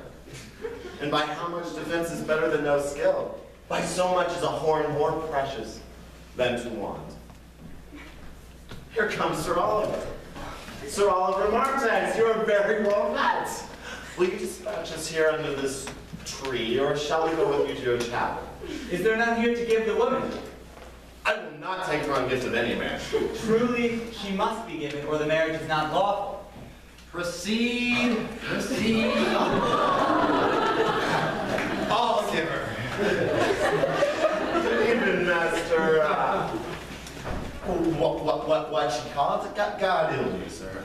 I desire you the like. How do you, sir? Even a toy in hand here, sir. Nay, pray thee, be covered. Married, Molly? Aye, sir.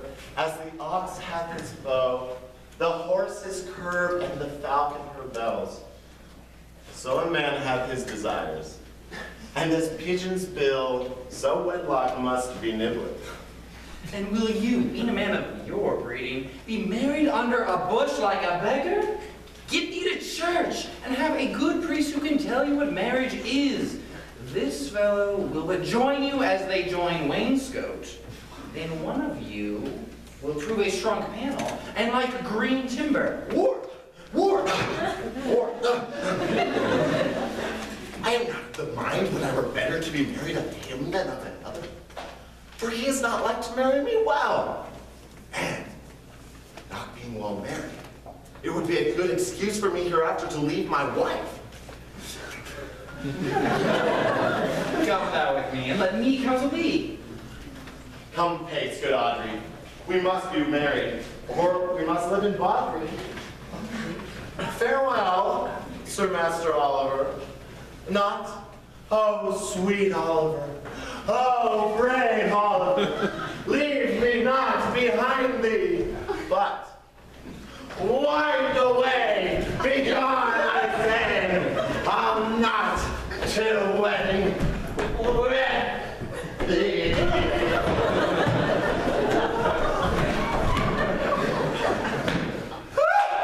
Tis no matter. Ne'er a fantastical name of them all shall flout me in my calling.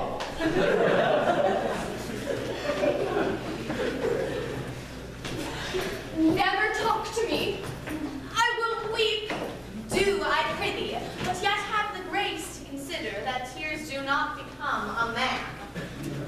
But have I not cause to weep? As good a cause as one would desire. Therefore weep. His very hair is of the dissembling color. Something browner than Judas's. Mary, his kisses are Judas's own children.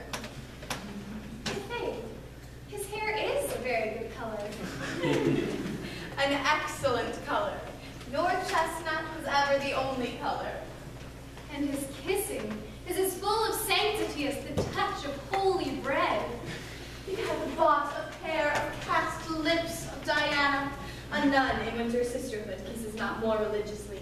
The very ice of chastity is within them. But did he not swear that he would come this morning and comes not? Nay, certainly there is no truth in him. Do you think so? Yes. I think he is not a pig purse nor a horse stealer. But as for his verity of love, I do think him as concave as a worm-eaten goblet or a nut. Not true in love? Yes, when he is in, but I think he is not in. You have heard him swear downright he was. Was is not is. Besides, the oath of a lover is no stronger than the word of a tapster. They are both the confirmer of false arguments. He attends here in the forest on the Duke, your father. I met with the Duke yesterday and had much question of him.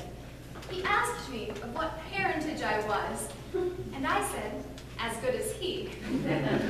He laughed and let me go. Oh, but what talk we of fathers when there is such a man as Orlando? Oh yes, that's a brave man. He writes brave verses, speaks brave words, swears brave oaths, and breaks them bravely.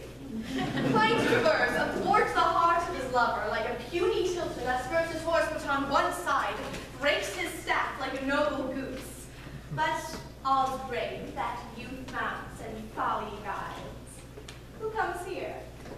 Mistress and master, you have often inquired of the shepherd who complained of love that you saw sitting with me upon the turf, praising the proud, disdainful shepherdess that was his mistress. Well, and what of him?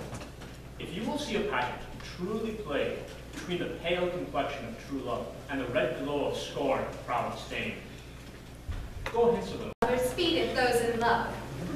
Bring us to the sight, and you shall say, I'll prove a busy actor in their play. Oh, sweet Phoebe, do not scorn me. Do not, Phoebe, say that you love me not. Say not so in bitterness.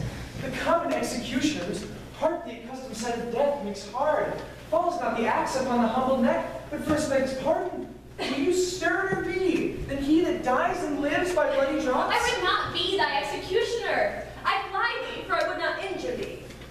Thou tellest me there is murder in mine eyes. 'Tis pretty, sure, and very probable. But eyes, which are the frailest and softest things, who shut their coward gates on atoms, should be called tyrants, butchers, murderers. Now I do frown on thee with all my heart, and if mine eyes can wound, now let them kill thee.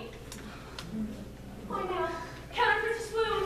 Why now fall down? Or if thou canst not, oh, for shame, for shame.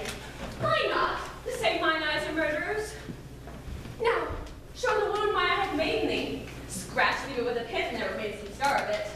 Lean but upon a rush, the cicatrice incapable of pressure thy palms the moment keeps. But now mine eyes, which I have darted at thee, hurt thee not. Nor, I am sure, there is no force in eyes which can do hurt.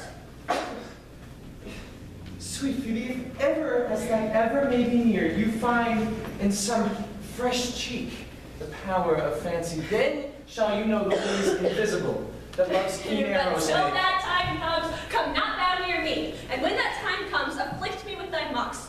Pity me not, for till that time comes, I shall not pity thee. Why? Who might be your mother, that you insult, exalt, and all at once over the wretched?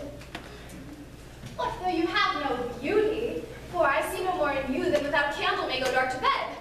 Must you therefore be proud and pitiless? Why, I see no more you than in ordinary of nature's silver. Odds my little life. I think she means to tangle my eyes too. No, vain, proud mistress, hope not after it. 'Tis not your inky brow, your black silk hair, your bugle eyeballs, nor your cheek of cream that can attain my spirits to your worship. You, foolish shepherd, wherefore do you follow her, like foggy south, puffing with wind and rain? You are 1,000 times a properer man than she, a woman. 'Tis such fools as you that makes this world so full of ill-favored children. 'Tis not her glass, but you that flatters her, and out of you she sees herself more proper than any of her lineaments can show her. You, proud mistress, know yourself, down on your knees, and thank heaven, fasting for a good man's love.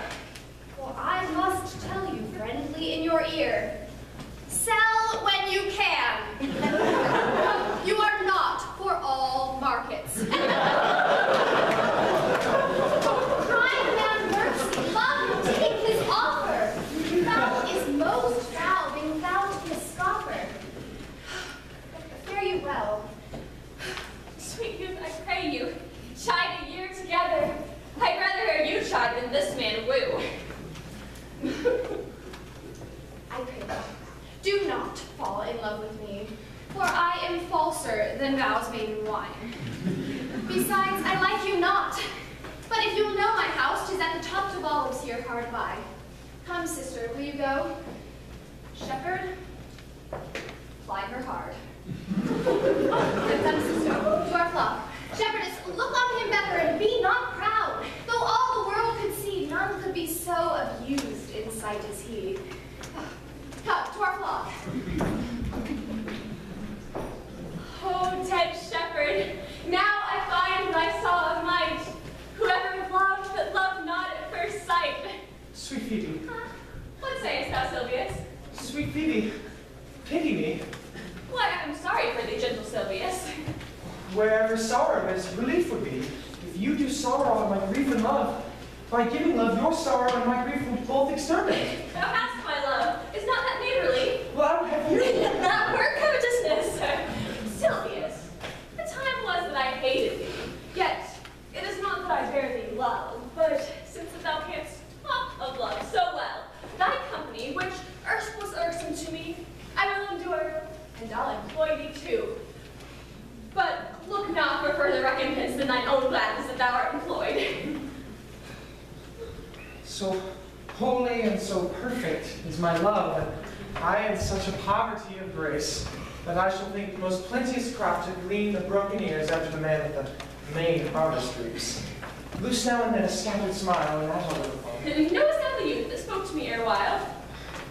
I know him not, though I have met him oft, and he hath bought the cottage and the grounds that the old Carlet once was master of. Think not that I love him, though I ask for him. 'Tis but a peevish boy, yet he talks well. But what care I for words? Yet words do well when he that speaks them pleases those that hear. 'Tis a pretty youth, not very pretty.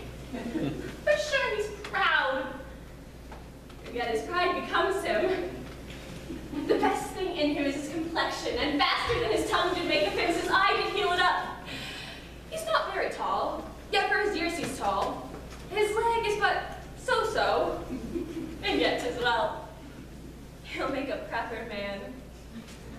There was a pretty redness in his lip, a little riper and more lusty red than that mixed in his cheek. 'Twas just the difference betwixt the constant red and mingled damask. There be some women, Silvius, had they seen him in parcels as I did, would go near to fall in love with him, yet for my part I love him not, nor hate him not. Though I have more cause to hate him than to love him. For what did he do to chide at me? He said mine eyes were black, and my hair black, and now I have remembered scorns at me. I marvel that I answered not again. But that's all one. Admittance is no quittance. I'll write to him a very taunting letter. And and thou shalt bear it. Wilt thou, Sylvius? All my heart. I'll write it straight. It matters in my head and in my heart. Go with me, Sylvius. Okay, folks, we're going to have a 15-minute intermission and then we'll be back.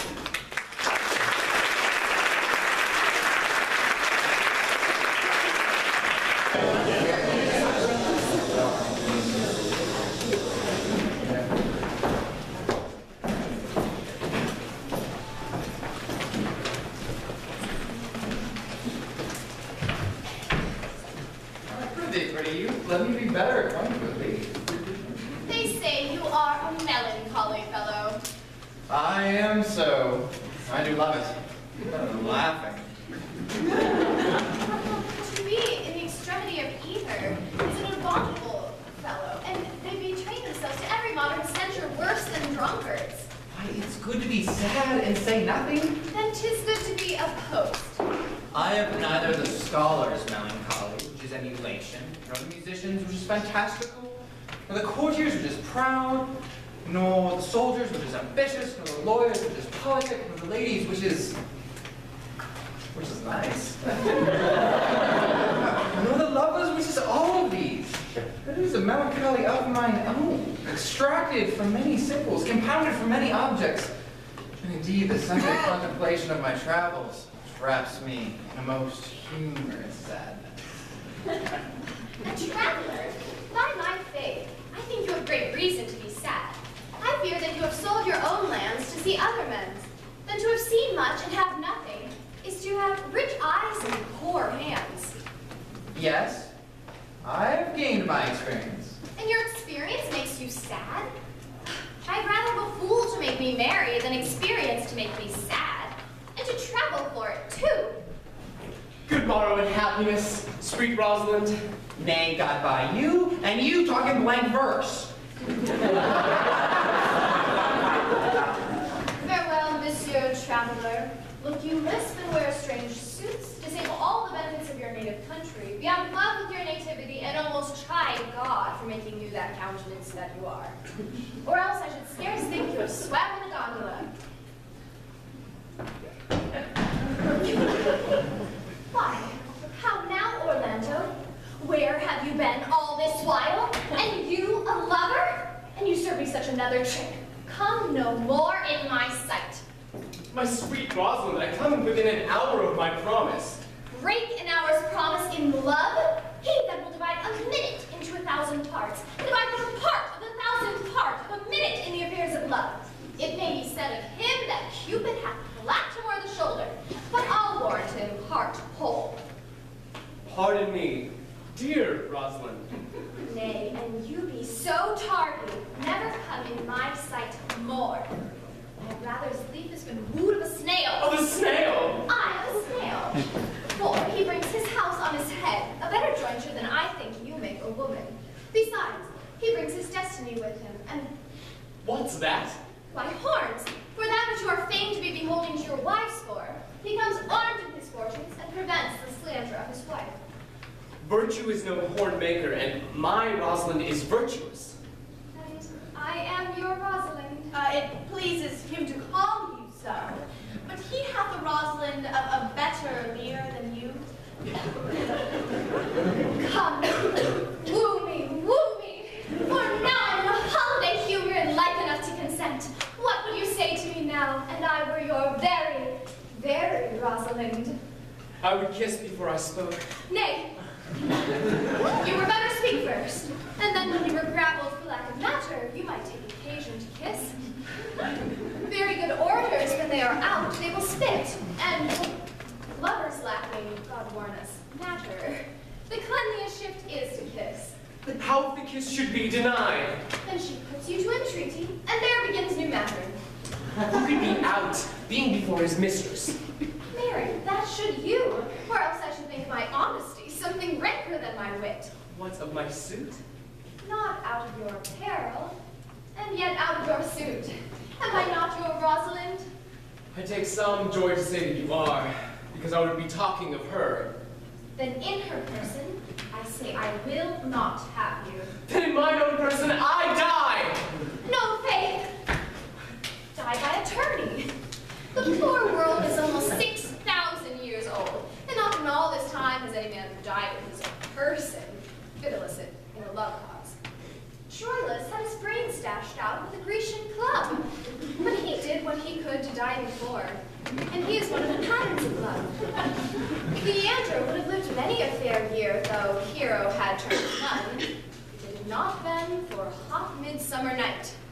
For good youth, he went but forth to wash him in the Hellespont, and there, being taken with the cramp, was drowned. And the foolish chroniclers of that age found that it was Hero of Cestus. But these are all lies. Men have died from time to time, and worms have eaten them, but not for love.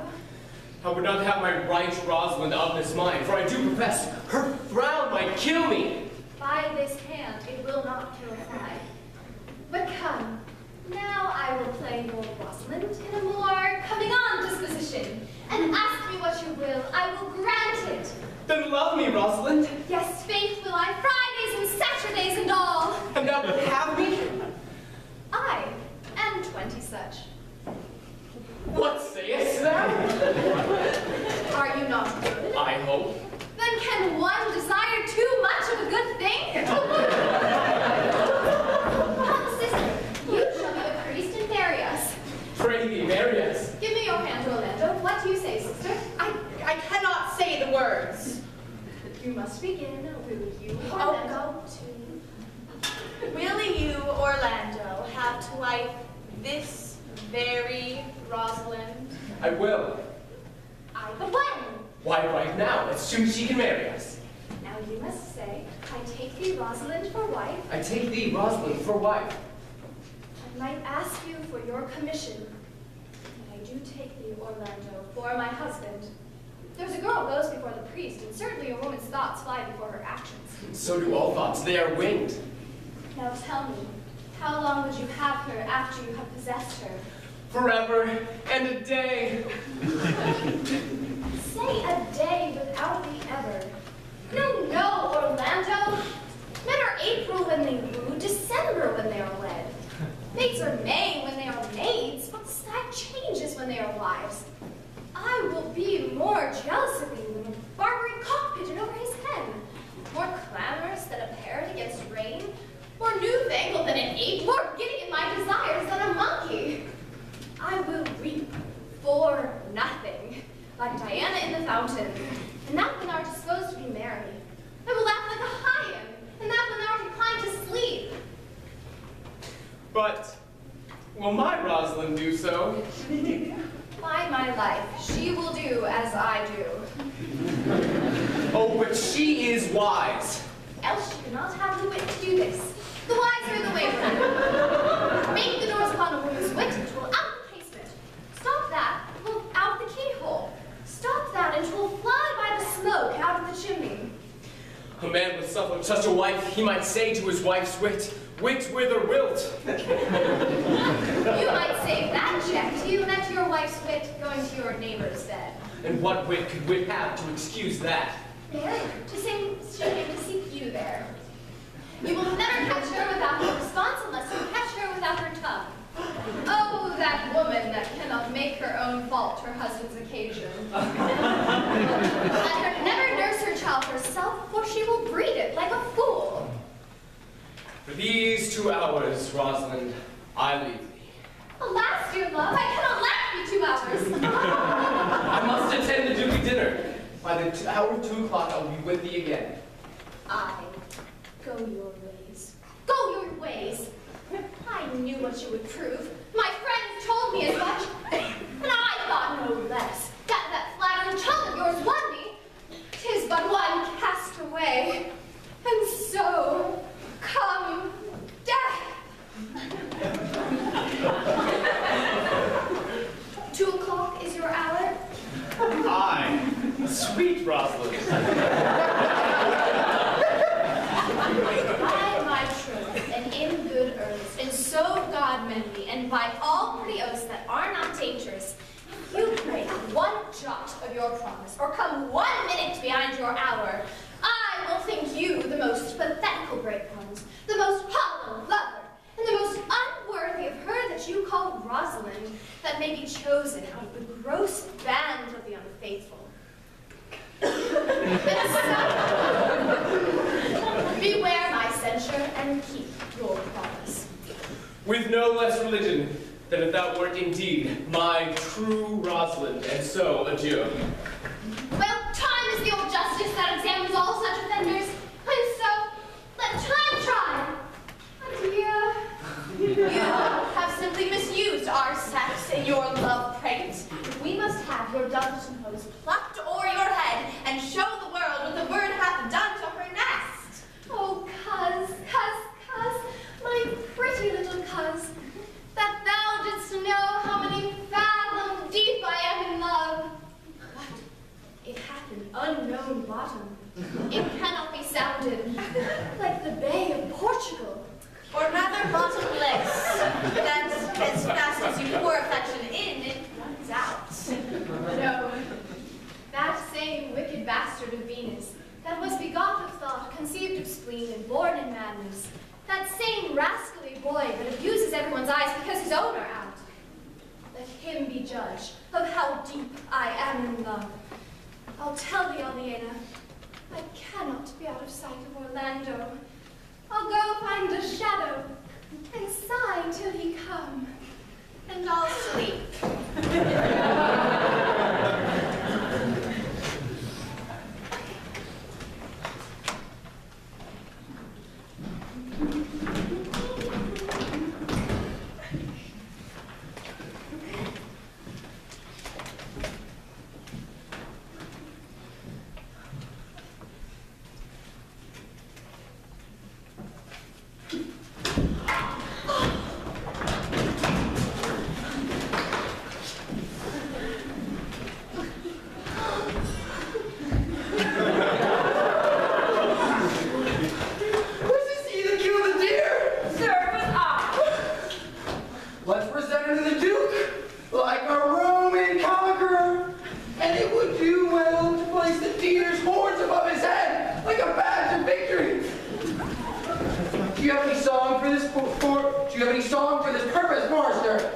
Yes, sir. Sing it. No matter if it be in tune, songs that make noise enough. What shall he have that killed the deer, his leather skin and horns to wear? Let's sing him home, take out no scorn, to wear the horn. It was a trust year that was born, and father's father bore it, and my father he bore it. The horn, the lusty horn, child made to laugh to scorn.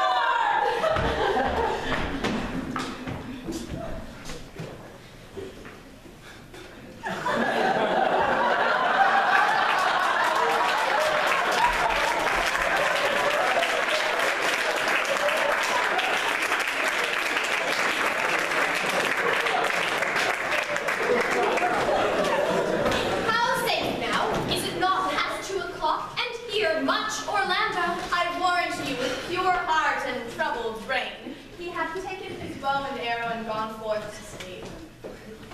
Who comes here? My errand is to you, fair youth. My gentle Phoebe bid me give you this. I know not the contents, but by the stern brow and waspish action which she did use as she was writing on it, it bears an angry tenor. Pardon me, I know not the contents I am, but has a guiltless messenger. Patience herself would startle at this letter and play the swaggerer. Bear this, bear all. She says I am not fair, that I lack manners, that I am arrogant, and that she could not love me were man as rare as Phoenix. Odds my will, her love is not the hare that I do hunt. Why writes she so to me? Well, shepherd, well, this is a letter of your own device. No, I protest. I know not the contents. Phoebe did write it. Come, you are a fool, and turn into the extremity of love. I saw her hand. She has a letter, but no, 'twas her hand. A very housewife's hand. But 'tis no matter.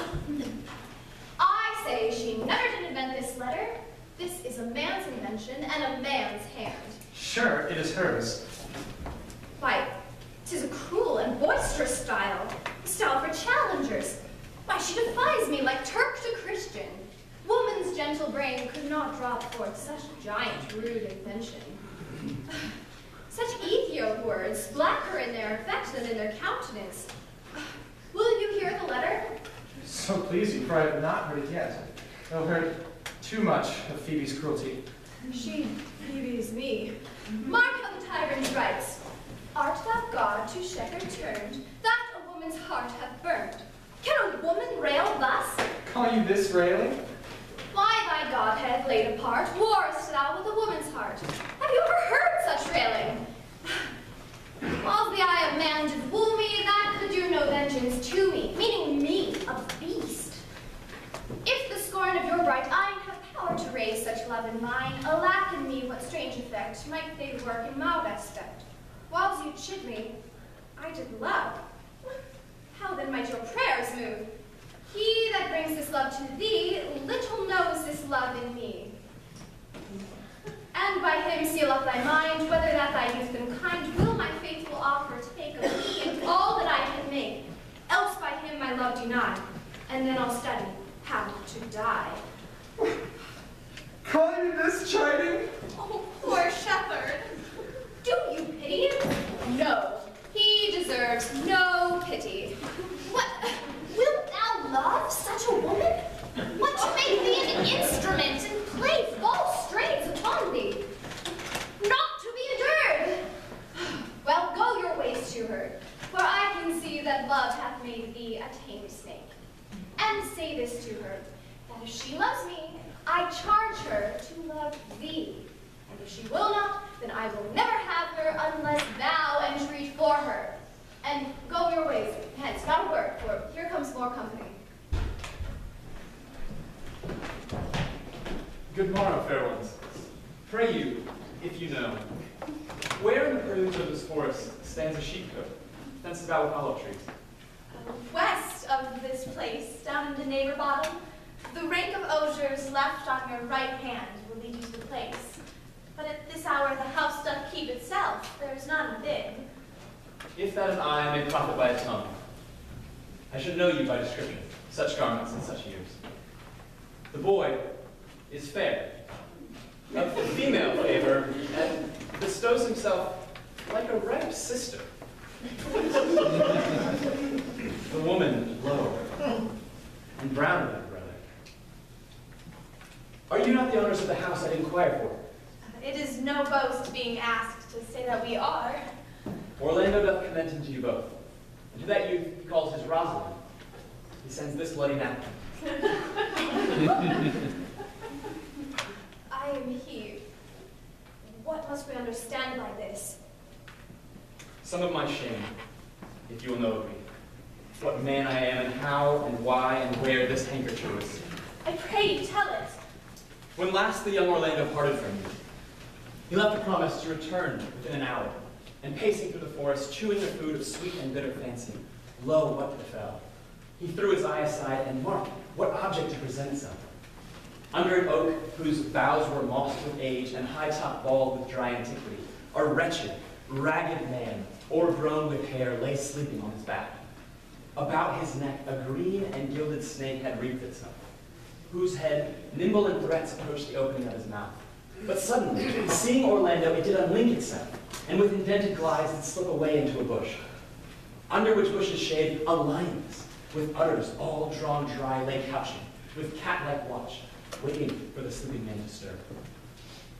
Seeing this, Orlando approached the man, and found it was his brother, his elder brother. Oh, I've heard him speak of that same brother, and he did render him most unnatural that lived amongst men. Well he might so do, for well I know he was unnatural. But to Orlando, did he leave him their food to the sucked and hungry lioness? Twice did he turn his back and purpose so, but kindness, nobler ever than revenge, and nature, stronger than his just occasion, made him give battle to the lioness, who quickly fell before him. In which, hurtling from miserable slumber, I awake. Are you his brother? 'Twas you he rescued? Was it you that did so often try to kill him? 'Twas I. But 'tis not I. I do not shame to tell you what I was. Since my conversion so sweetly tastes, being the thing that I am. But to the bloody handkerchief! Bye. Till last betwixt us two, tears our countenance had most kindly bathed, as how I came into that desert place. In brief, he led me to the gentle Duke, who gave me fresh array and entertainment, commended me to my brother's love, who led me instantly into his cave. There stripped himself, and here upon his arm the lioness had torn some flesh away, which all this while had bled. And now he fainted and cried in fainting upon Rosalind. Brief, I recovered him, bound up his wound, and in some short space, being strong in heart, he sent me hither, stranger as I am, to tell this story, that you might excuse his broken promise, and that I might give this bloody napkin, that shepherd who keep his sword, that all his robbery. Wait, calm down, Ganymede! Sweet Ganymede! Many will swoon when they do look on blood. Oh, there's more in it. Look, he recovers. I would I were at home. Oh, come, I'll take you hither. I pray you, will you take him by the arm? Be of good cheer, you. You a man. You like a man's heart. I do so surely, I confess it. Ah, sirrah, body would think this was well counterfeited. I pray you tell your brother how well I counterfeited to swoon. Hey-ho. This was no counterfeit. There's too great testimony in your complexion that it was a passion of earnest. Counterfeit, I assure you. Well then, take a good heart and counterfeit to be a man. Truly, I do so. I should have been a woman by birth. Come, you look paler and paler. I pray you, drop me. Good sir, will you go with us? That will I. For I must bear at your back. How do you excuse my brother, Rosalind? Oh, I shall devise something. Pray you, recommend my counterfeiting to your brother. We shall find a time, Audrey. Patience, gentle Audrey. Thanks. The priest was good enough for all the old man saying. A most wicked Sir Oliver. A most vile Martez. But, Audrey, there is a youth here in the forest lays some claim to you. No. I know it is. Oh, he has no interest in me in the world. Here comes my need. It is meat and drink for me to see a clown. We that have good wits have much to answer for. We shall be flouting. We cannot hold. Good evening, Audrey. Good evening, ma'am. Oh, and good evening to you, sir. Good evening, gentle friend. Cover thy head. Cover thy head. Nay, prithee, be covered. How old are you? 5 and 20, sir. A ripe age. Is thy name William? William, sir. A fair name. What's born in the forest here? I, sir. I thank God. Thank God. A good answer. Art rich. Faith, sir. So-so. So is good. Is very good. Very excellent good. Yet it is not. It is but so-so. Art wise. I, sir. I have a pretty wit. Thou speakest well. I do remember a saying, the fool doth think himself to be wise, but the wise man knows himself to be a fool. The heathen philosopher, when he desired to eat a grape, would open his lips to put it into his mouth. Meaning thereby that grapes are made to eat and lips to open. You do love this maid. I do, sir. Give me your hand. Art's learning. No, sir. Then learn this of me.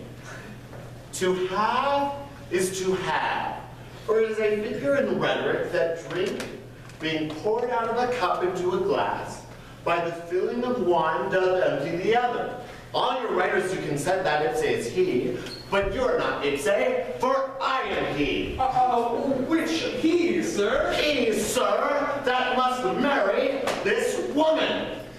Therefore, you clown, abandon, which is in the vulgar leave, the society, which in the boorish company, of this female, which in the common is woman, which altogether is abandon the society of this female, or clown, thou perishest, or to thy better understanding diest. Or to wit, I kill thee, make thee away, translate thy life into death, thy liberty into bondage. I will deal in poison with thee, or in bastinado, or in steel. I will ban you with thee in faction. I will overrun thee with policy. I will kill thee 150 ways. Therefore, tremble and depart. Do, good William. God bless you, Mary, sir. Mistress and master seeks you. Come, away, away. Trip, Audrey. Trip, Audrey. I attend. I attend. Is it possible that on so little acquaintance you should like her? That but seeing you should love her? And loving woo? And wooing she should grant? And will you persevere to enjoy her? Neither call the giddiness of it in question, the poverty of her, the short acquaintance of my sudden wooing, nor her sudden consenting, but say with me, I love Aliena. Say with her that she loves me. Consent with both, that we might enjoy each other. It shall be to your good. For my father's house and all that was old Sir Roland's will I estate upon you. And here, live and die a shepherd. You have my consent. Let your wedding be tomorrow. Thither I'll bid the Duke and all his contented followers. Go you. Prepare Aliena. For look you, here comes my Rosalind. God save you, brother. And you, fair sister.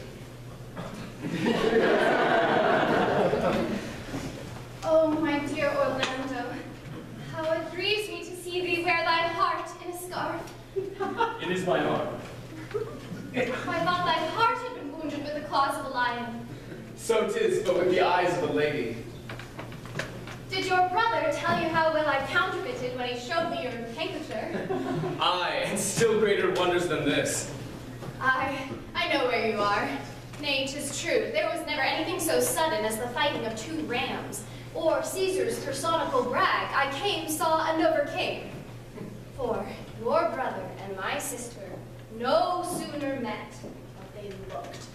No sooner looked, but they loved. No sooner loved, but they sighed. No sooner sighed, but they asked one another the reason. No sooner learned the reason than they sought the remedy. And in these degrees have they made a pair of stairs in marriage, which they will climb incontinent, or else be incontinent before marriage. They are in the very wrath of love, and they will together. Clubs cannot part them.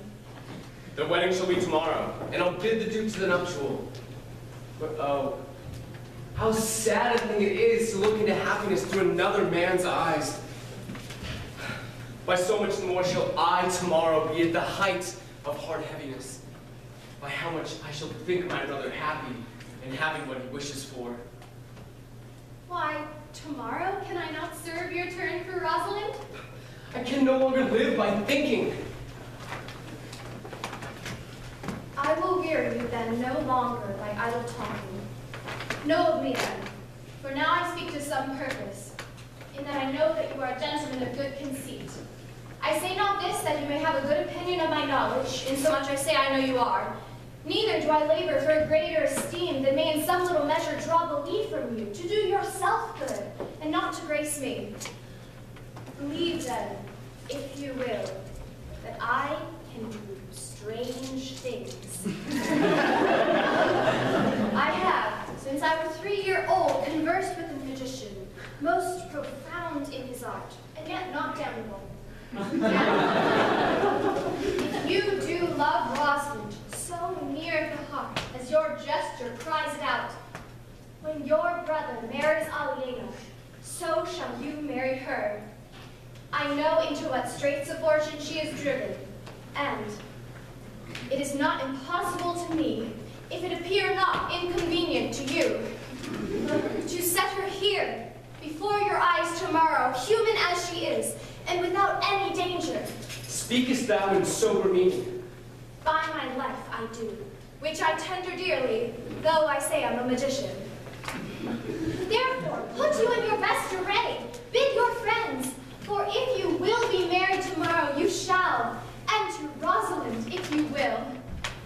Oh, but look, here comes a lover of mine and a lover of hers. You have done me much ungentleness to show the letter that I writ to you. I care not if I have. It is my study to seem despiteful and ungentle to you. You are there followed by a faithful shepherd. Look upon him. Love him. He worships you. Shepherd, tell this youth what 'tis to love. It is to all be made of sighs and tears, and so I am for Phoebe. And I for Ganymede. And I for Rosalind. And I for no woman. It is to be all made of faith and service, and so am I for Phoebe. And I for Ganymede. And I for Rosalind. And I for no woman. It is to be all made of fantasy, all made of passion, all made of wishes, all adoration, duty, and observance, all purity, all trial, and all observance, all humbleness, all duty, and all observance. And so am I for Phoebe. And so am I for Ganymede. And I for Rosalind. And I for no woman. If this be so, why blame you me to love you? If this be so, why blame you me to love you? If this be so, why blame you me to love you? To whom do you speak? Why blame you me to love you? To her that is not here, nor doth not hear. I pray you, no more of this. 'Tis like the howling of Irish wolves against the moon. I will help you if I can. I would love you if I could. Tomorrow, meet me all together. I will marry you if ever I marry woman, and I shall be married tomorrow. I will satisfy you if ever I satisfied man, and you shall be married tomorrow. I will content you if what pleases you contents you, and you shall be married tomorrow. As you love Phoebe, meet. As you love Rosalind, meet. And as I love no woman, I'll meet. Fare you well, I have left you commands. I'll not fail if I live. Nor I. Nor I. Tomorrow is the joyful day, Audrey. Tomorrow we will be married. And I do desire it with all my heart. And I hope this now tis honest desire. To desire to be woman of the world. Here come two banished Duke's pages. Well met, honest gentlemen. By my troth, well met. Come, sit, sit. And a song? We are for you. Sit in the middle. Shall we clap into it roundly, without hawking, or spitting, or saying we are hoarse, which are the only prologues to a bad voice? In faith, and both in a tune, like two gypsies on a horse. It was a lover and his lass with a hay and a hoe and a hay nonny no. That o'er the green cornfields it passed in the springtime, the only pretty ring time, when birds do sing, hey ding-a-ding-ding. Sweet lovers love the spring, between the acres of the rye with the hay and the hoe and the hay nonny no. These pretty country folks would lie in the springtime, the only pretty ring time, when birds do sing, hey ding-a-ding-ding. Sweet lovers love the spring. This carol they began that hour with the hay and the hoe and the hay nonny no. How that for life is but a flower in the springtime, the only pretty ring time, when birds do sing, hey ding-a-ding-ding. Sweet lovers love the spring, and there with the fry in the springtime, the only pretty ring time, when birds do sing, hey ding-a-ding-ding. Sweet lovers love the spring. Truly, gentlemen, though there was no great matter in the ditty, yet the note was very intunable. You are mistaken.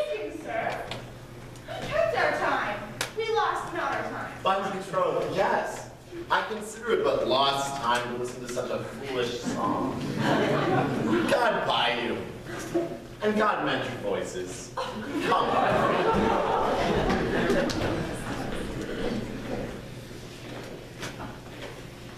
Dost thou believe, Orlando, that the boy can do all this that he hath promised?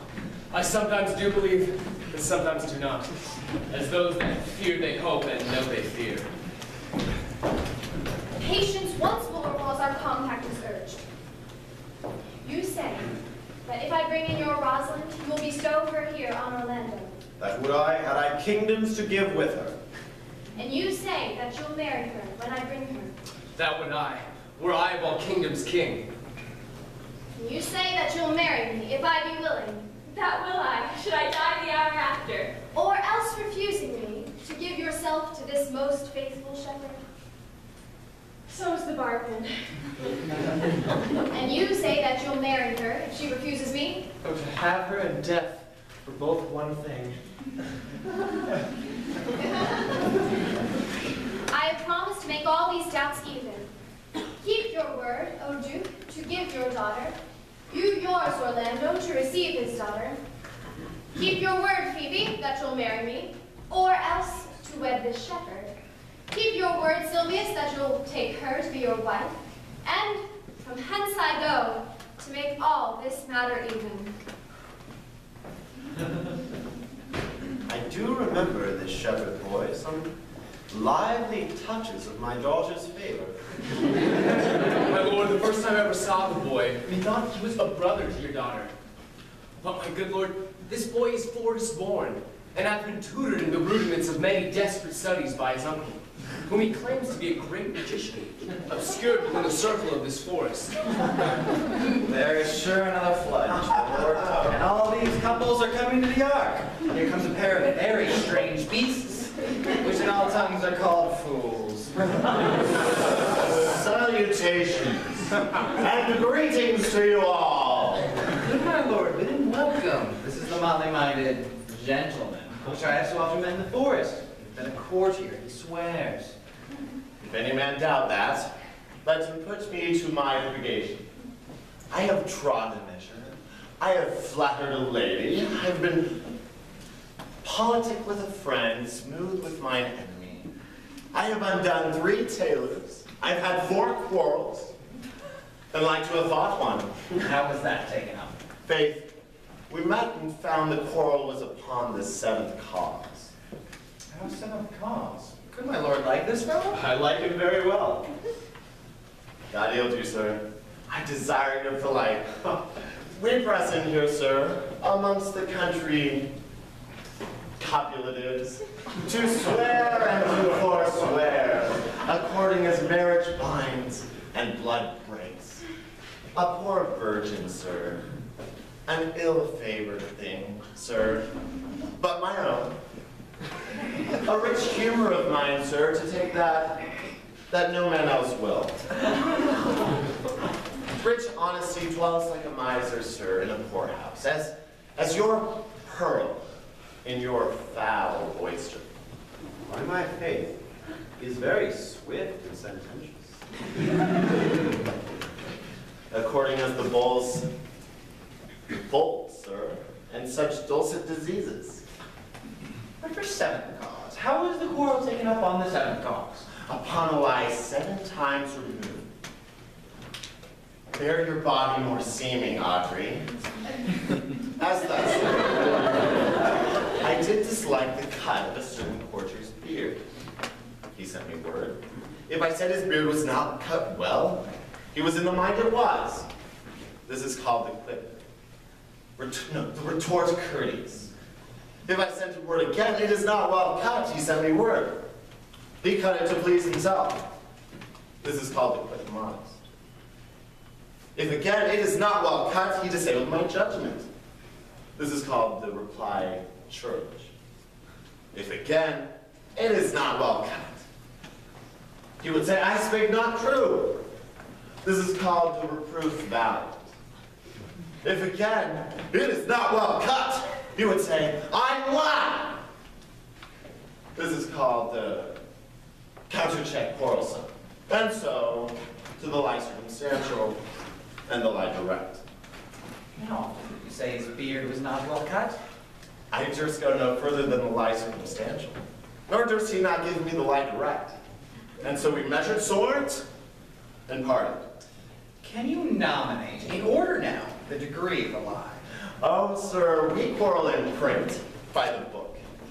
As you have books for manners, I will name you the degrees. The first, the retort courteous. The second, the quip modest. The third, the reply churlish. The fourth, the reproof valiant. The fifth, the countercheck quarrelsome. The sixth, the lie with circumstance. And the seventh, the lie direct. All of these you may avoid with the lie direct. And you may avoid that too, with an if. I knew when 7 justices could not take up a quarrel, when the parties were met themselves, one of them thought but of an if, as if you say so, then I say so. Your if is the only peacemaker. Much virtue in if. Is not this a rare fellow, my lord? He's good at anything. Yet a fool. He keeps his folly like a stalking horse, and under the presentation of it he shoots his wit.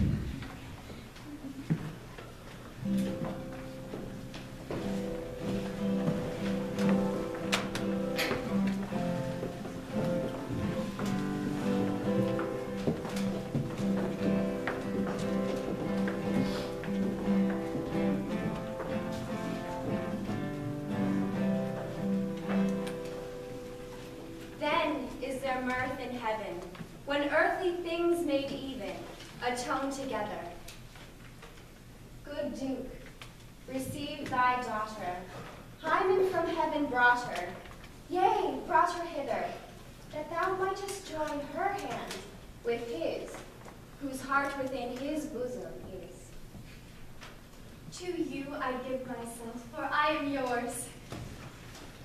To you I give myself, for I am yours. If there be truth in sight, you are my daughter. If there be truth in sight, you are my Rosalind. If sight and shape be true, why then my love adieu. I'll have no father if you be not he. I'll have no husband if you be not he. Nor ne'er wed woman if you be not she. Peace, foe, I bar confusion. 'Tis I must make conclusion of these most strange events. Here's 8 that must take hands to join in Hymen's bands, if truth holds true contents. You and you no cross shall part. You and you are heart in heart. You to his love must accord, or have a woman to your lord. You and you are sure together, as the winter to foul weather. Whilst but thou can we sing, feed yourselves with questioning, that reason wonder may diminish, how thus we met, and these things finish. Wedding is great Juno's crown, oh blessed bond of lord and man. 'Tis Hymen peoples every town. High wedlock then be honor and high honor and renown to Hymen, God of every town. Oh, my dear niece, welcome thou art to me. Even daughter, welcome in no less degree. I will not eat my word, now thou art mine. Thy faith, my fancy to thee doth combine. Let me have audience for a word or two. I am the second son of old Sir Rowland that brings these tidings to this fair assembly. Duke Frederick, on hearing how every day men of great worth resorted to this forest, addressed a mighty power, which were on foot in his own conduct purposely to take his brother here, and put him to the sword, and to the skirts of this wildwood he came, where, meeting with an old religious man, after some questioning, was converted, both from his enterprise and this world, his crown bequeathing to his banished brother, and all their lands restored to them again that were with him exiled. This to be true, I do engage my life. Welcome, young man. Thou offerest fairly to thy brother's wedding, to one his lands withheld, and to the other a land itself large, a potent dukedom.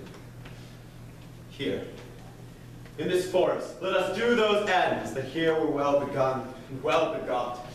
And after, every of this happy number that hath endured true days and nights with us will share the good of our returned fortune according to the measure of their estates.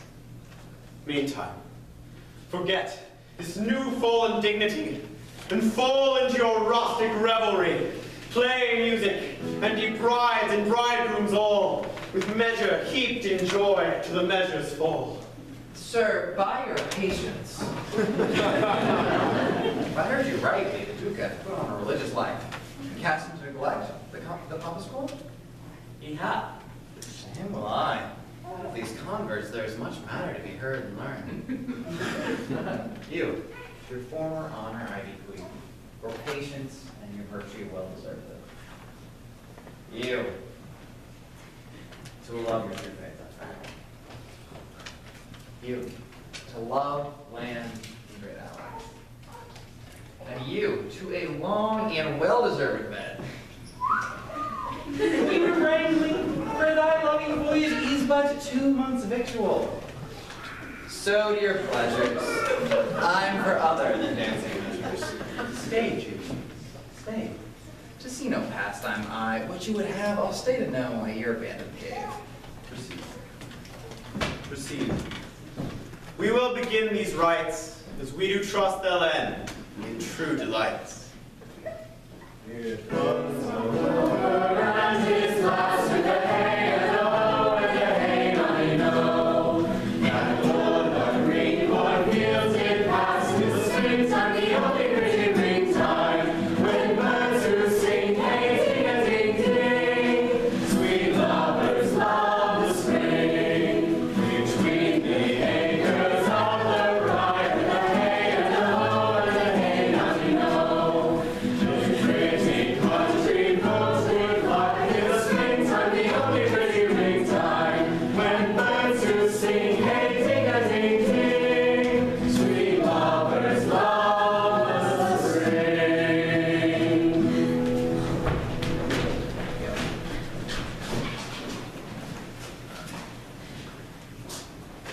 It is not the fashion to see the lady the epilogue, but it is no more unhandsome than to see the lord the prologue.